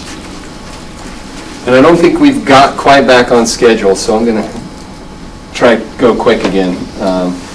But I think this is important because, as mentioned, conservation is a crucial part of your long-term water supply plan. So regardless of what we do with supply, we're going to have to be careful with what we have in terms of conservation. So again, I always like to ask these questions up front. Where are we at today? What's the goal and how can we achieve additional conservation? So in 2000, the per capita use was 254 gallons per person per day water use. When you think about that number, recognize that that's not just your residential use. That includes commercial, industrial, and we'll look at how that breaks down. But as a whole, you take your use, you divide it by the number of people, and you get 254. In 2018, you had successfully reduced that down to just under 176 gallons per capita per day, which is really good progress over the last 18 years. This is a breakdown of what it looks like on a year-to-year basis, and from our previous presentation, you could kind of see that jumping up and down a little bit. Not totally consistent, but we can see that that's a good trend moving upward and represents a 31% reduction from the year 2000. I think it's important, the goal was 25%. Yeah. And by 2025. Yeah. So you're actually already ahead, which we'll hit here in just a second. As mentioned, that's not just residential use. Residential use, you actually use about 100, just over 100 gallons per capita per day. But when you consider the other types of use, commercial, industrial, and institutional, those numbers all get added into that 176. So those are the numbers there. So where are you at relative to the state's goal? So the state's historic goal has been a reduction in per capita use of 25% by the year 2025. And what you can see is that you have trended down and have stayed ahead of that goal. So the 25% reduction is 190. You're already at 176 here. There are currently some draft regional goals that are coming out, and that will change the goal for the Provo River region to 179. So you're actually right about at that goal for the long-term goal of 2030. So as Gary mentioned, Provo is currently ahead of where the state conservation goal. Does this mean we can rest? We don't have to do any more conservation? I don't think so. I think it's important to note that there are years that bump back up, and so we're going to have to keep doing our best to keep this number sustained down. Why is the Provo River regional below the state goal? Why? So this was the old goal that was initiated in 2001. This is the new goal, and everybody, the new goals are being established region by region, and so everybody is getting new goals. I only put Provo River region because that's your region. So if ours goes down, does somebody else's go up? No. All of them are being adjusted downward. Okay. Yeah. Sorry, maybe I didn't explain that. No, it's just I didn't know. Those are draft right now. Public comment period just closed, and we'll see what happens from there. Yeah. So the first one is 25% reduction based on the water usage in the year 2000. Yes. So the second one is based on water usage in 2015, right? That's correct. Yeah. So it's like we've saved a bunch. Now we're going to save more. It's our new goal. Yes, that's how it has been drafted up. Yeah. If you note, it looks like 2015 was actually one of our lowest years. And so that's, I imagine that is 20% reduction in the region, not 20% from where Provo City itself was on the year. That's correct. So Provo is significantly ahead of where the region is as a whole. So the region goal is 20% from 2015. It's probably sitting up here somewhere, and it's going to come out here. Now, there's not real clear direction on how this is going to be interpreted. Does that mean every community has to reduce by 20% from what they were in 2015? That's not entirely clear. And that's why I say, even though we're at 176, we could say, oh, we made it, we're good to go. I don't think that's what's expected. But I think what it means is that, okay, Provo, if you can do another 10% and city brand X, if you can do, 25%, then we're going to get to the overall goal. in the long term. There was a lot of information in this report, so I'm not sure if I saw it and didn't capture it, but what are some of the major reasons why we are so low? Is there a demographic explanation? I mean, I guess my inclination is to want to celebrate that and be really proud and pat ourselves on the back, which may be an appropriate response, but on the other hand, maybe there's some external factors here that are explaining why we're historically lower than what the rest of the state is wrestling with that have nothing to do with anything we deserve credit for, but may have something to do with, I don't know, our student population or the age of our population. Yeah. So what's your sense of that? So I think you should celebrate. I think no matter what, I think you should celebrate. You've made a lot of having progress, bragging rights. right? Okay. Yeah. With that said, you do benefit from having significantly more density than a lot of other communities. And when we talk water use, big chunk of our water use occurs outdoors. So you put more people on a smaller space, you have less outdoor irrigation, and those numbers tend to come down. And so that's one of the big things that, I mean, we see the same thing in Salt Lake, we see the same thing in a lot of these denser areas. They have lower numbers than when you go out to more rural communities or communities of that nature. I see what you're saying, I agree, but to me, that's actually yet another reason to celebrate, that I would say that our growth patterns and our development patterns have been more sustainable. Absolutely. We're reaping the benefits of that, and to me, that's another reason to brag, or pat ourselves on the back, or celebrate, or however you want to say it. I think we've inherited some good planning and some good development, and that is benefiting us and will continue to benefit us into the future. Absolutely. And one component of the state conservation goals is allowing greater density to make it more sustainable, as we mentioned. Okay, so where can additional conservation be achieved? So even though we've made a lot of progress, still conversion to high efficiency fixtures and appliance, improved water use habits and leak repair. There's still significant water that can be saved indoors. And this is not only residential, but also commercial and institutional opportunities there as well.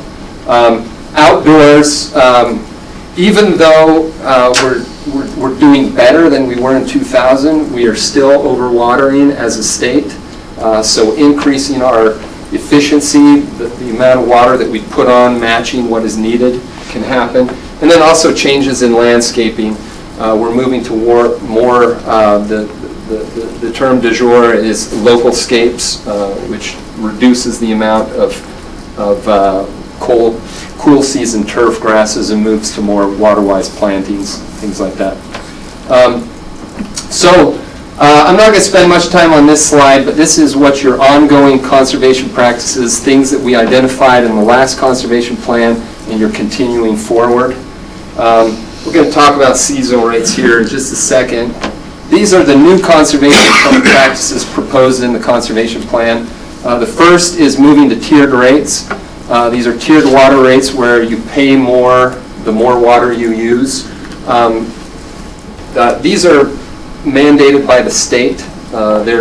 Provo City, as I understand, has been given a little bit of a leeway on that for your billing software. Yeah, we talked, we were supposed to do this last year, or was it 2 years ago, Shane?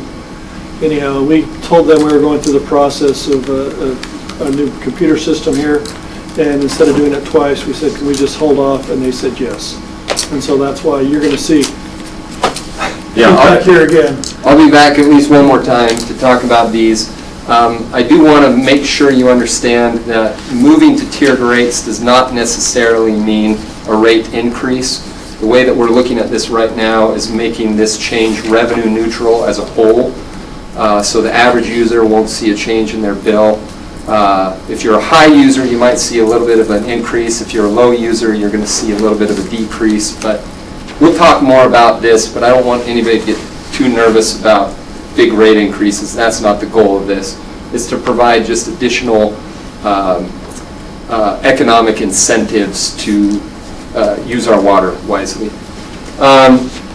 The city has participated and will participate in the future in additional water audit programs to look for leaks and other water waste. You've moved to an automated meter infrastructure system, AMI system, sometimes called smart meters, that allows customers and the city to better see how they're using and water. And that's going to be really valuable moving forward as you kind of design improvements to your system.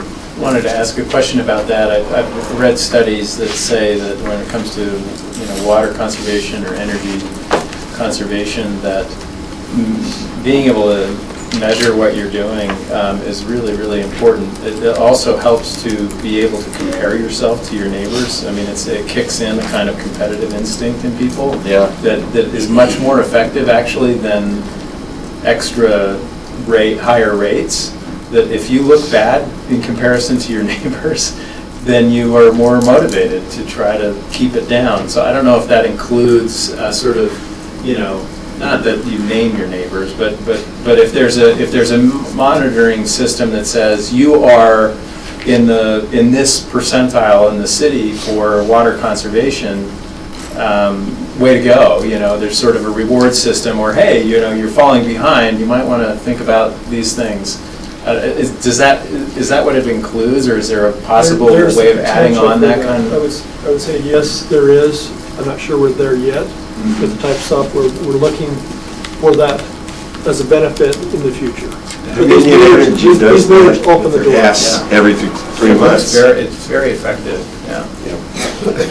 And I will tell you that the data and the research is totally supportive of what you just said. Being able to see how you're doing relative to others is a motivator even more than the financial. And that's part of what the tiered rates do, is say, ooh, look, I'm up in tier 3. I need to start cutting back type of deal. But yeah, absolutely true. The city is in the process of updating their water model to improve operations. You've made some landscaping changes and implemented some xeriscaping or local scaping on city properties. I can't remember, you had a couple of examples, but and then obviously the aquifer storage and recovery and water reuse. This is not a reduction in how much water you're using, but it is an improvement in the use of the water that you have. So we view it as a conservation measure that we've documented to this date. Question. So I think that's it. So there we go. So let's say you're building a new subdivision and you're going to have quite a bit of driveway, and typically that just runs off into the street, stormwater down to the lake. How practical is permeable cement in this environment? Does it withstand freeze-thaw? And are pavers also an option?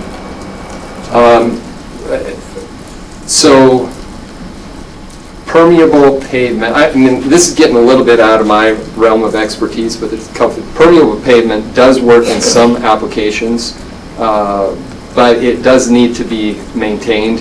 You end up getting areas that plug off with sediment and debris, so it has to be cleaned and maintained. And so in public spaces, a lot of times in our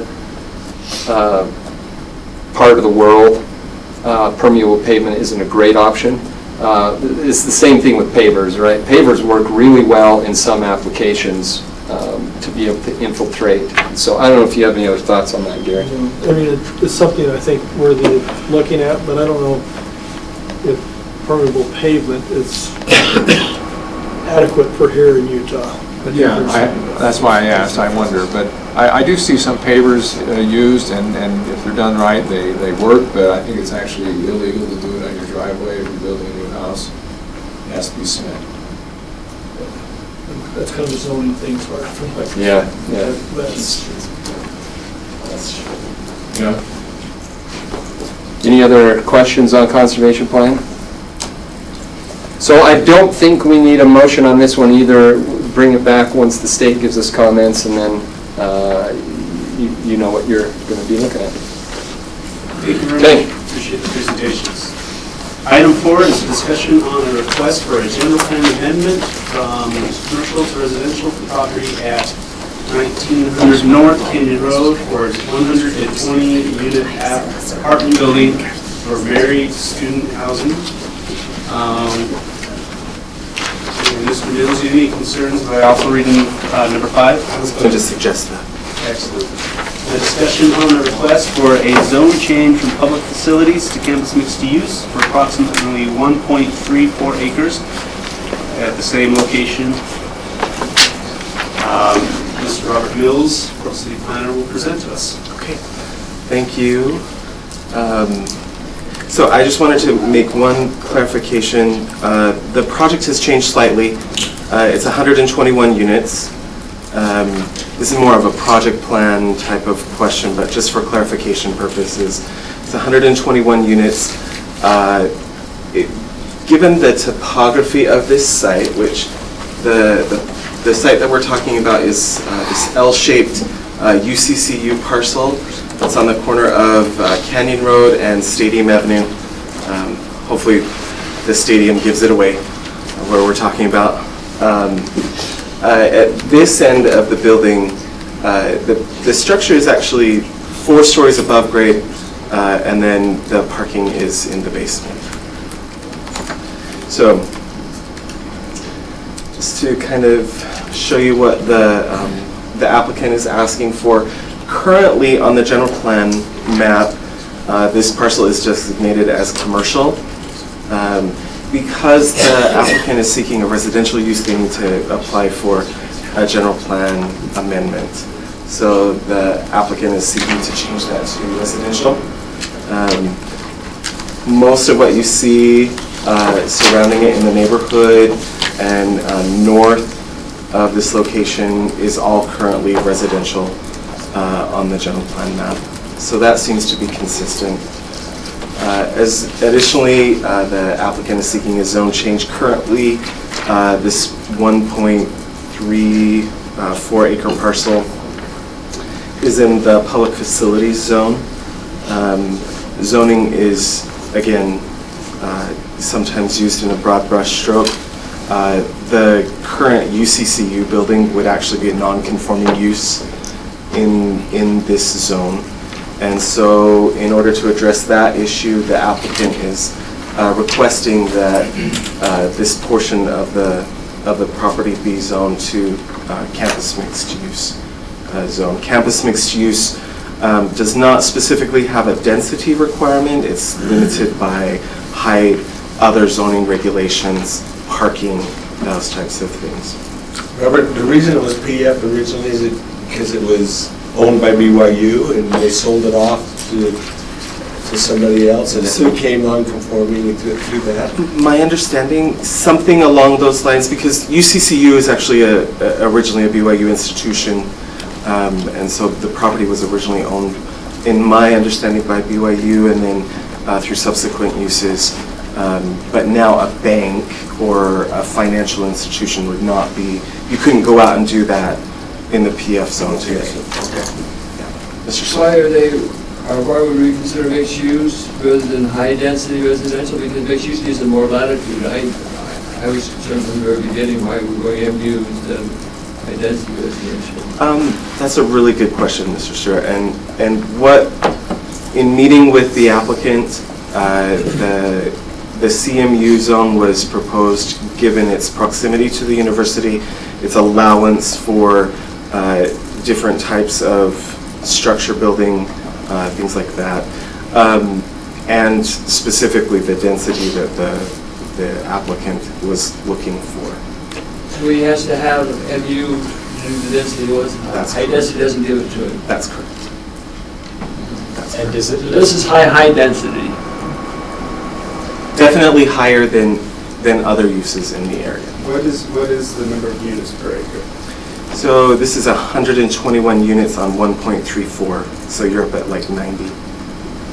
Okay, and low density is 15 to 30, medium density is 30 to 45, 60, 60, and then high density is above that.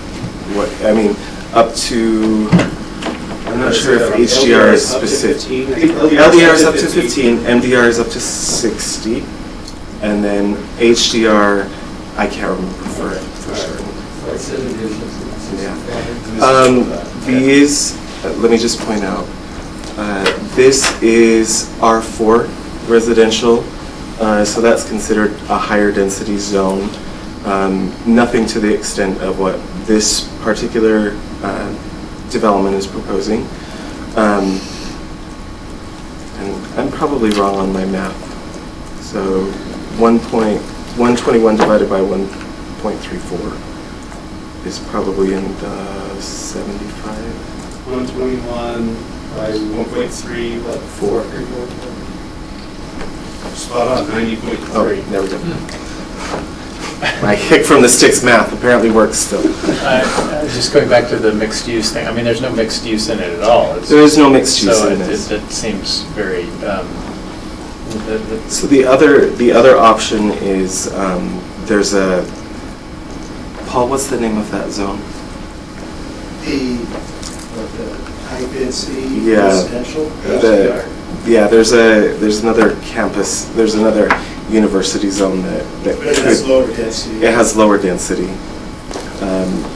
The point of the mixed use zone, it doesn't require a mixed use element. It doesn't require a commercial element in it. But given the proximity of the project to the university, the intent of the zone, it seemed to match well. This project they've redesigned the project to actually lower the height, so it meets the height requirements, meets all the zoning requirements, including the parking requirements. Initially, when this project came before us, it would have required a parking reduction, which isn't currently available. But they were able to redesign the project, better utilize the site, and meet the parking requirements of 1.5 stalls per unit. So that's helpful information. One of the things I find really challenging when I'm reading through these files is that you're looking at like different iterations of the story, and you're never quite sure if you're reading stuff that's been resolved entirely, because that had been raised, right, as a major. That's correct. Is the neighborhood happier with that allocation for parking than what they were? Because there had been concerns about the impact, right? So the feedback that we have received thus far seems to be so. The project plan application for this will be going to Planning Commission tomorrow for approval on that. So there'll be another public hearing on the project plan portion. And that will air the questions about parking and height and density. I think that you will always find parking to be a concern. Yeah. I think that it's been a very, very helpful process to see how the neighborhood has been so involved in this, to express their concerns in a very civil way, and then the applicant to respond to those. And from what I have gathered, and we do have the neighborhood chair here, and he can speak more to that, but what I have gathered is it seems to be a good compromise. Is there any objection if we invite the neighborhood chair to answer the question? Can you restate the question so I make certain that we've got a couple different iterations? Well, yeah, the question, maybe the general question is, reading through the packet, I read your written concerns, some of the neighborhood concerns expressed from the meeting, but this was all quite a while ago, and it sounds like there have been some resolutions to some of those conflicts. So I'm just wondering what your latest assessment is in terms of where the neighborhood is about the specifics of the proposal regarding its height, its density, its parking, etc.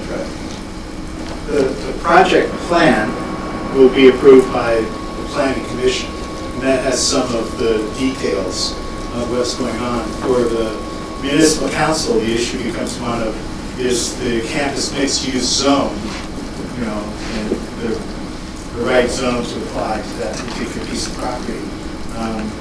It is really dependent on, at least from the neighbor's perspective, on what sort of development agreement that the developer brings.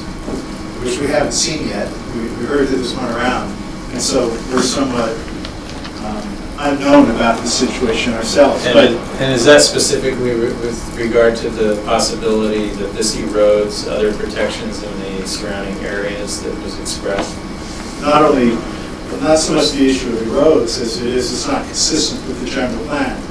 So we have a general plan that says R4 is the highest density. The CMU is no limit on density, 75 feet tall, whereas the R4 across the street is 55 feet. We think that the project plan that the developer is bringing is one that's 55 feet, all the parking on site, at 1.5 stalls per unit, so it meets the parking requirements. It has landscaping that seems to be good. It seems to be a good project now, but again, we're just waiting for the concern is that if we apply the CMU zone, then does the project go back up to some other structure that is allowed under the CMU zone and doesn't fit in? That's where the difficulty lies. David? I'm not about to vote for this tonight without that building agreement. I don't know why it's on the agenda. Well, it's on the agenda because it procedurally has to be, right? Because it procedurally has to be. Okay, so we can say we don't want to see it. But it's a first hearing, so you can automatically continue. Now, having said that, George, if this addresses your concern, there is a draft development agreement that I just got yesterday afternoon, and I can prepare by tonight the alternative ordinance that allows for the approval of the development agreement. But again, there's no pressure to proceed. Hasn't seen it. Yeah, well, so I can read to you the only two conditions that are in it, and I'm going to exercise my thing anyways. that's fine. Since Paul probably wants to know, let me just say that the draft that I have, the two special conditions are to limit the height of the building to 65 feet, regardless of what the zone allows, and to limit the density to 125 one-bedroom units, regardless of what the zone allows. 125 one-bedroom units. No, 65. Oh, 65 feet. 65 feet. I heard you say 55. Yeah, 55 is what we've been told is in the project plan, and if the development agreement allows for something more, that's going to be a problem. That was also a concern of staff. Okay.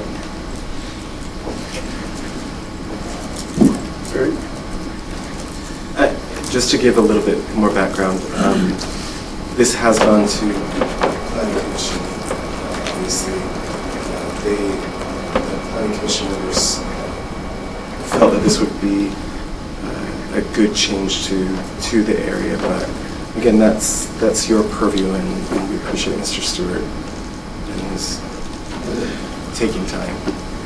And I'll let this serve the record. The developer comes with this proposal, I'm not going to vote for it 2 weeks from now.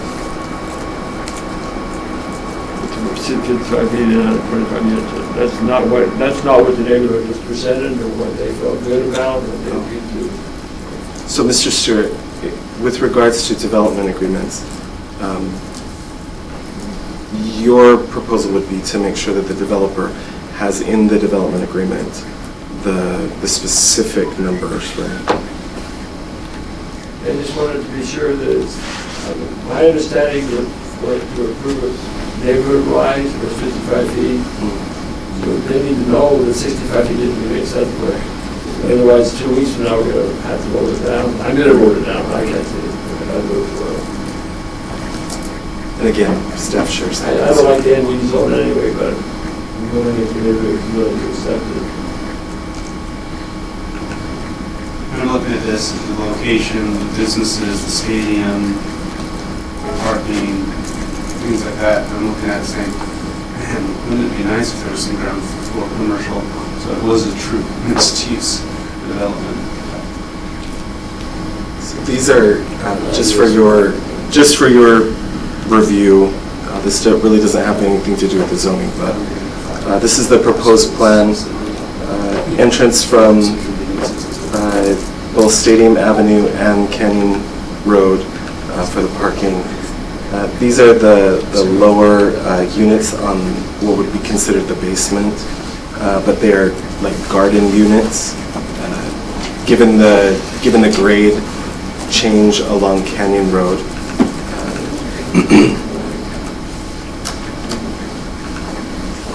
these are all the one-bedroom units, and then this is just proposed elevations. And this is what it would look like.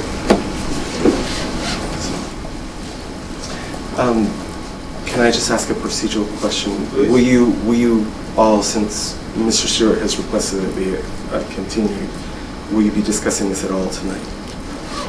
Yes. Okay. Yes. Our general procedural rules are, even if it's going to be continued, the presentation and public discussion is still allowed unless there's an affirmative motion to suspend the rules and continue it beforehand. Yeah.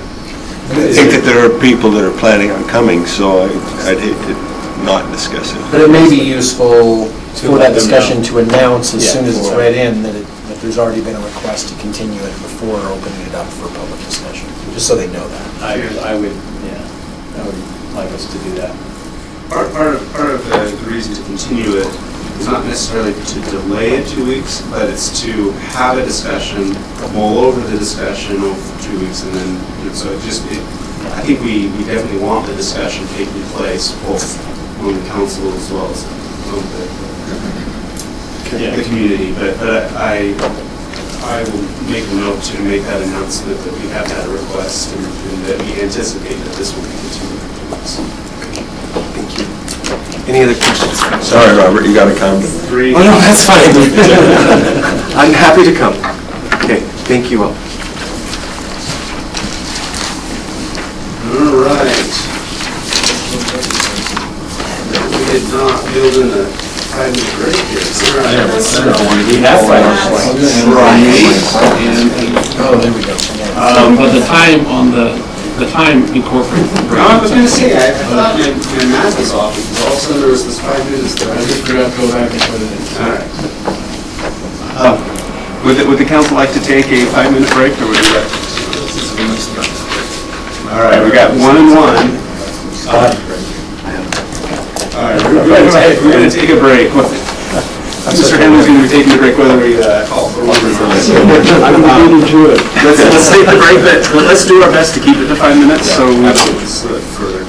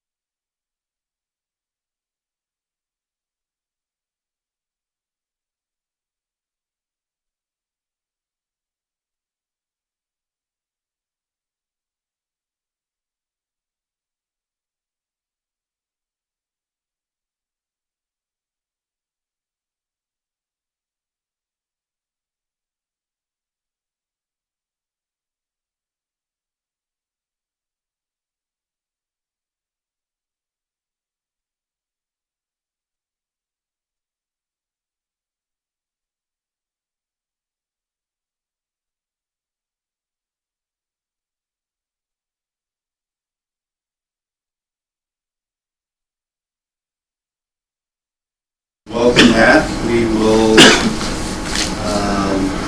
be discussing item 6, a discussion regarding the assignment of parking spaces to Provo City Housing Authority. Mr. David Walter, our Redevelopment Agency Division Director, will present to us, and we have this budgeted for 30 minutes, and a lot of that is discussion in addition to the presentation. So, Mr. Chair, members of the council, good evening. So this item concerns this piece of property right here, which is at the intersection of 100 North and 100 East. Several years ago, Forge Development had entered into a proposal to develop the property, and as such, they have been leasing spaces using our designation in the Wells Fargo parking structure to meet that need. Now, they've never proceeded with the development, but they've gone ahead and put that onto the market. They were involved with 63 East, and so 63 East does utilize these parking spaces in here. Forge Development is contracted now with Provo City Housing Authority to develop, and Provo City Housing is going to put a structure that's going to have 74 units here.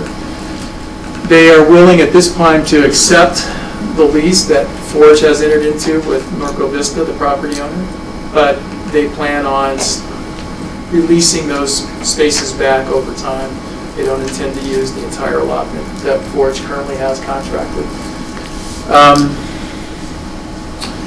One of the reasons that we're asking for quick consideration of this is that in order to meet the development, Provo City Housing Authority plans to apply for low-income housing tax credits with the Utah Authority, and so they have to be able to show ownership, or not, maybe not ownership, but control of the site in order to file that application. And so that's why this is sort of time sensitive. Normally we would have requested a longer period to understand this, but what ended up happening is if, Bryce, if you could kind of... What do you want? You want me to go around? No, there's a legal opinion down here, yeah.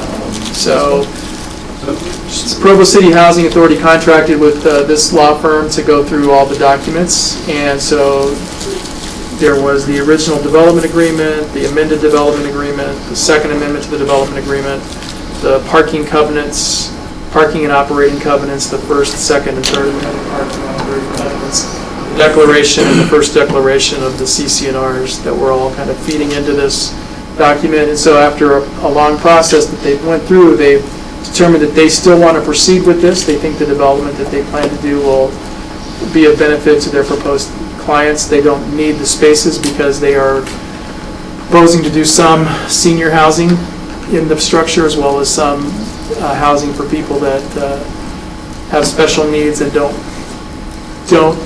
drive as much or have as much need to park. And so they feel that they can meet that, reduce the parking that they're going to use, and release those spaces back to us for that. If you could flip to the other PDF, if you could, please.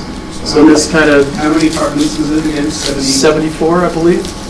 And how many spaces are part of the agreement that's already there? So 120 right now, right. But this was done when they decided, they were originally going to be doing mixed use, commercial on the ground floor. That's no longer the case.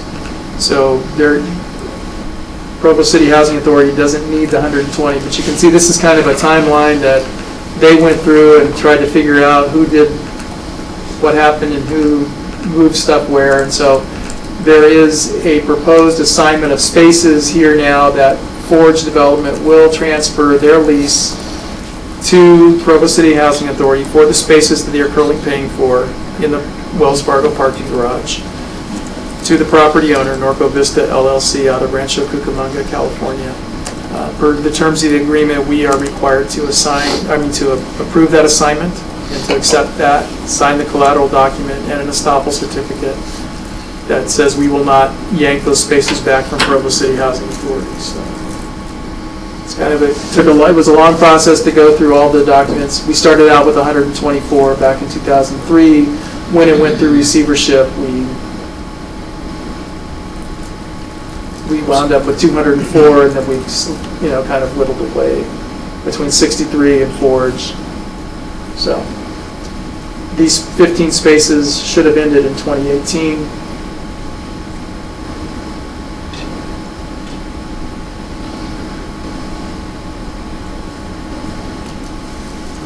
So Dave, the terms are $90 a space for a quarter, roughly about $1 a day.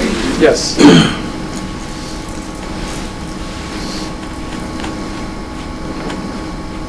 So that will be paid by the tenants / Provo Housing? And the leases with Provo City Housing Authority, I would imagine there's going to be some sort of, built into their rent structure, there would be something to cover it. But Mr. Byrne is here. You want me to address that?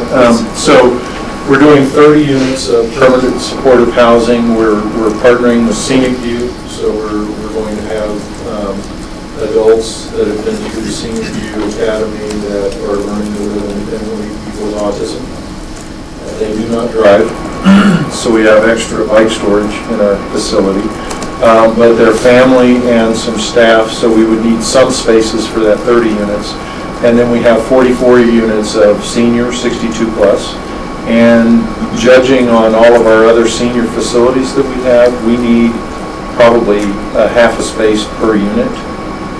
We have a lot of extra spaces at Cascade Gardens and Canyon View and Mazer, and just a lot of wasted space. And so we would probably go down to, somewhere in that half a space. So we're thinking 50 to 60 for the whole complex.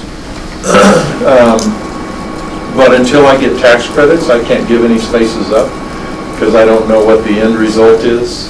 We filed Monday for tax credits to build a facility, and if we get the tax credits and the investor and the lenders are okay with it, then we'll give up some spaces.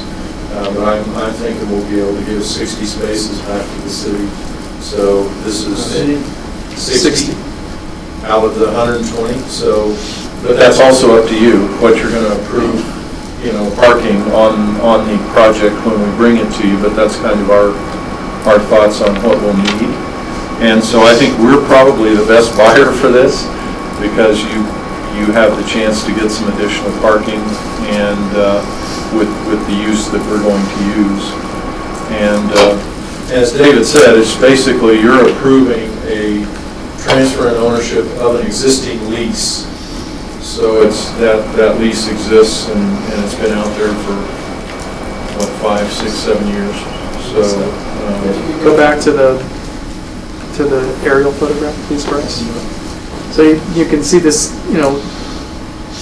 on the block. Then this is the last real vacant piece. There are some pieces through here that are currently being maybe underutilized. There has been some proposals from the gentleman here about constructing something that would wrap around the night building and maybe do something, but he would incorporate parking into his structure. He was proposing to do 13 to 15 stories, several of which would be parking. And then I know that there's been some discussion with the owners of La Dolce Vita restaurant about possibly incorporating this, but I don't think they went anywhere. So yeah, they did reach out. I mean, Mr. Vernon did reach out to them. Also, the Los Hermanos building is up for sale. Yeah, Los Hermanos. So there's some discussion there of somebody wanting to do residential above commercial. So there might be a need for some spaces there. Christopher? The time I saw this, I was uncomfortable with it, quite frankly. Maybe I don't understand, but I thought that those parking spaces we were more concerned using them and not tying them up for commercial use, economic development use. It seemed like to tie up that piece of property for residential wasn't the intent, at least my understanding. Maybe I'm missing something, but I looked at it, I go, I can't even believe I'm seeing this. So I do know that when Forge was going, similar to what they did with 63 East, Forge was going to do, this would be multi-story, mostly residential, but commercial on the ground floor. So they were going to use those spaces in there primarily for the residential tenants, similar to what 63 does. How is that going to work? Wayne, where is economic development on this proposal? Well, again, I think I guess what I would suggest is, as you know, as we were talking to the Blue Sky project, the assumption was because Forge had left the market and wasn't going to develop, that those 120 spaces would be available for some other allocation. You know, obviously that's not materialized, hasn't continued to move forward. So as Robert suggested, getting some of the 120 spaces back is probably a net positive if he doesn't need them all. Now, we could wait around and see what happens with something else materializes on Blue Sky, or if someone comes in with an office development here. But given that they were already allocated by the council to Forge when they got their original development agreement, our perception is it's probably a net benefit to get some of those back. It's better to get a sure bet on getting some of them than a long bet on none. So I think, again, if unless you wanted to wait and see what happens, you could conceivably get all of Forge's spaces back. But my guess is anybody they would sell to would want those parking spaces, and they control them under the development agreement. So again, I guess our perspective was, at least from the standpoint of having more available spaces to reallocate in the Wells Fargo building, this was not a bad proposal. I can say that the administration is supporting this. At least in terms of the parking, I think that's true. We've not weighed in on the, having more LIHTC product in the downtown and some of those kinds of things. Those are kind of more policy decisions. But I think in terms of the parking, we see that as a net gain. Let me just ask a clarification. These 120, are they the same spaces or from kind of the same pool that Blue Sky was asking from? Yes. Okay. So for some reason I thought we had like 204, there was this 120, and the Blue Sky was asking for stuff outside of the 120 but within the 204. But that's not the case. These are some of the same state. No, I misunderstood the premise of the question. So it's Blue Sky is asking for the 204. So the 204 includes the 120 that we're allocated here. So they're not asking, Blue Sky wasn't trying to take spaces from here to make up theirs. They were taking the additional spaces. From the 204 minus the Forge. Yes. So theoretically we could grant this and grant, okay. Correct. Potentially. So, there's LIHTC projects and then there's LIHTC projects. I think who's going to live there is important, and I believe if you want to have a walkable community and you have seniors that live there or people that don't drive, that's perfectly walkable. They're right in the middle of downtown. They can go to the library. They can go to all the places they would want to go without needing a car. And since parking's kind of at a premium, I'm kind of excited to get some back that we can then use for something else. And Councilman, I'm not trying to be pejorative at all about the project. It's just that there have been council policy statements along the way recently that have suggested what we ought to work on is housing affordability as opposed to more LIHTC or bond-supported, income-restricted housing. And I just, again, just in respect for the discussion that we've had around that, I didn't want the administration to come across sounding like we were contrary to what you've historically wanted to do. I totally agree with you.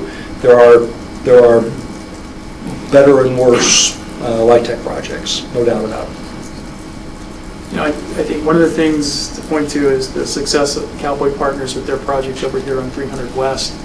That's been, I want to say they're roughly 30% income-restricted units within that project, but I think they've been, good stewards over there, and it's been a great addition to the downtown. Mr. Herring? I was just going to talk about better or worse LIHTC. Another way to put that might be, higher impact, lower impact of the projects. There was something I actually wanted to contribute to this. But I had lost it, so. Yeah. Just to follow up, we talked about the transient nature of things that are not owner-occupied, and these wouldn't technically be owner-occupied, but I think they would not be transient per se. Once Yeah, these are going to be long-term stable people that are probably serving the temple and probably be part of the neighborhood organization, because they're going to be there for 10, 20 years, because this is kind of their last stop, you could say. Yes. That's if we did 20 years, David. You're the poster child.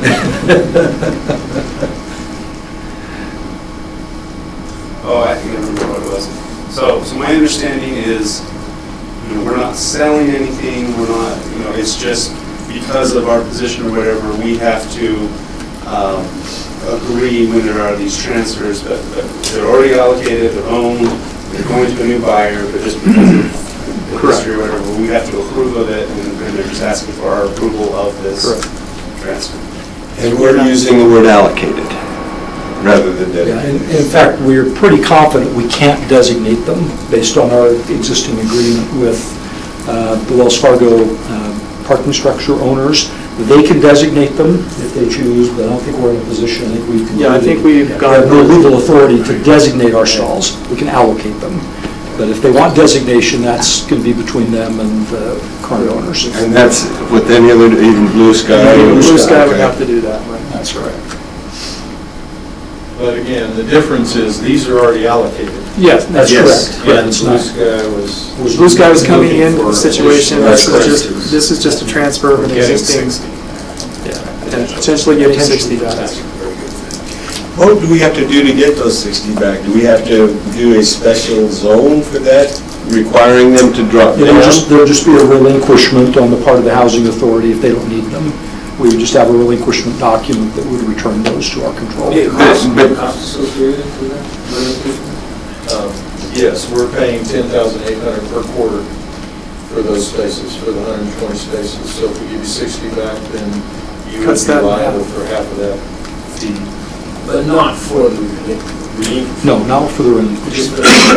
And the structure that they're building would still have adequate parking, or do we have to go back and say, oh, we're going to give you a special assessment so that you don't have to have that much parking? Yeah, I think Mr. Winter was talking about parking minimums. Yes. And if they give 60 back, they probably would be less than the parking minimum. So do we have to go back? I think and that do Mr. something? Vernon's had some initial conversations with Mr. Pepperoni Yes. about what that would entail in the process he has to go through in order, when he pulls his building permit and gets his plans approved. I think for the purposes of the LIHTC credits, it just had to show control of the property. And, we've talked about whether it be a nonprofit or now just a residential project. They want to come in and have a study and a transportation demand management plan. And certainly Robert can show that this use right here in Provo traditionally doesn't need a lot of parking. So based on a track record, you could say we can make the case for the right amount of parking, and we can therefore relinquish the rest. In response to that, and as a heads up to the council, our downtown parking committee is forwarding to our next work meeting a proposal for a policy, which will be a kind of a different direction. I don't want to spoil it, but I think this is actually very much in line with the direction of where we would like to go as far as policy governing parking in downtown Provo. So I think that would be helpful and in line with what we were just talking about here.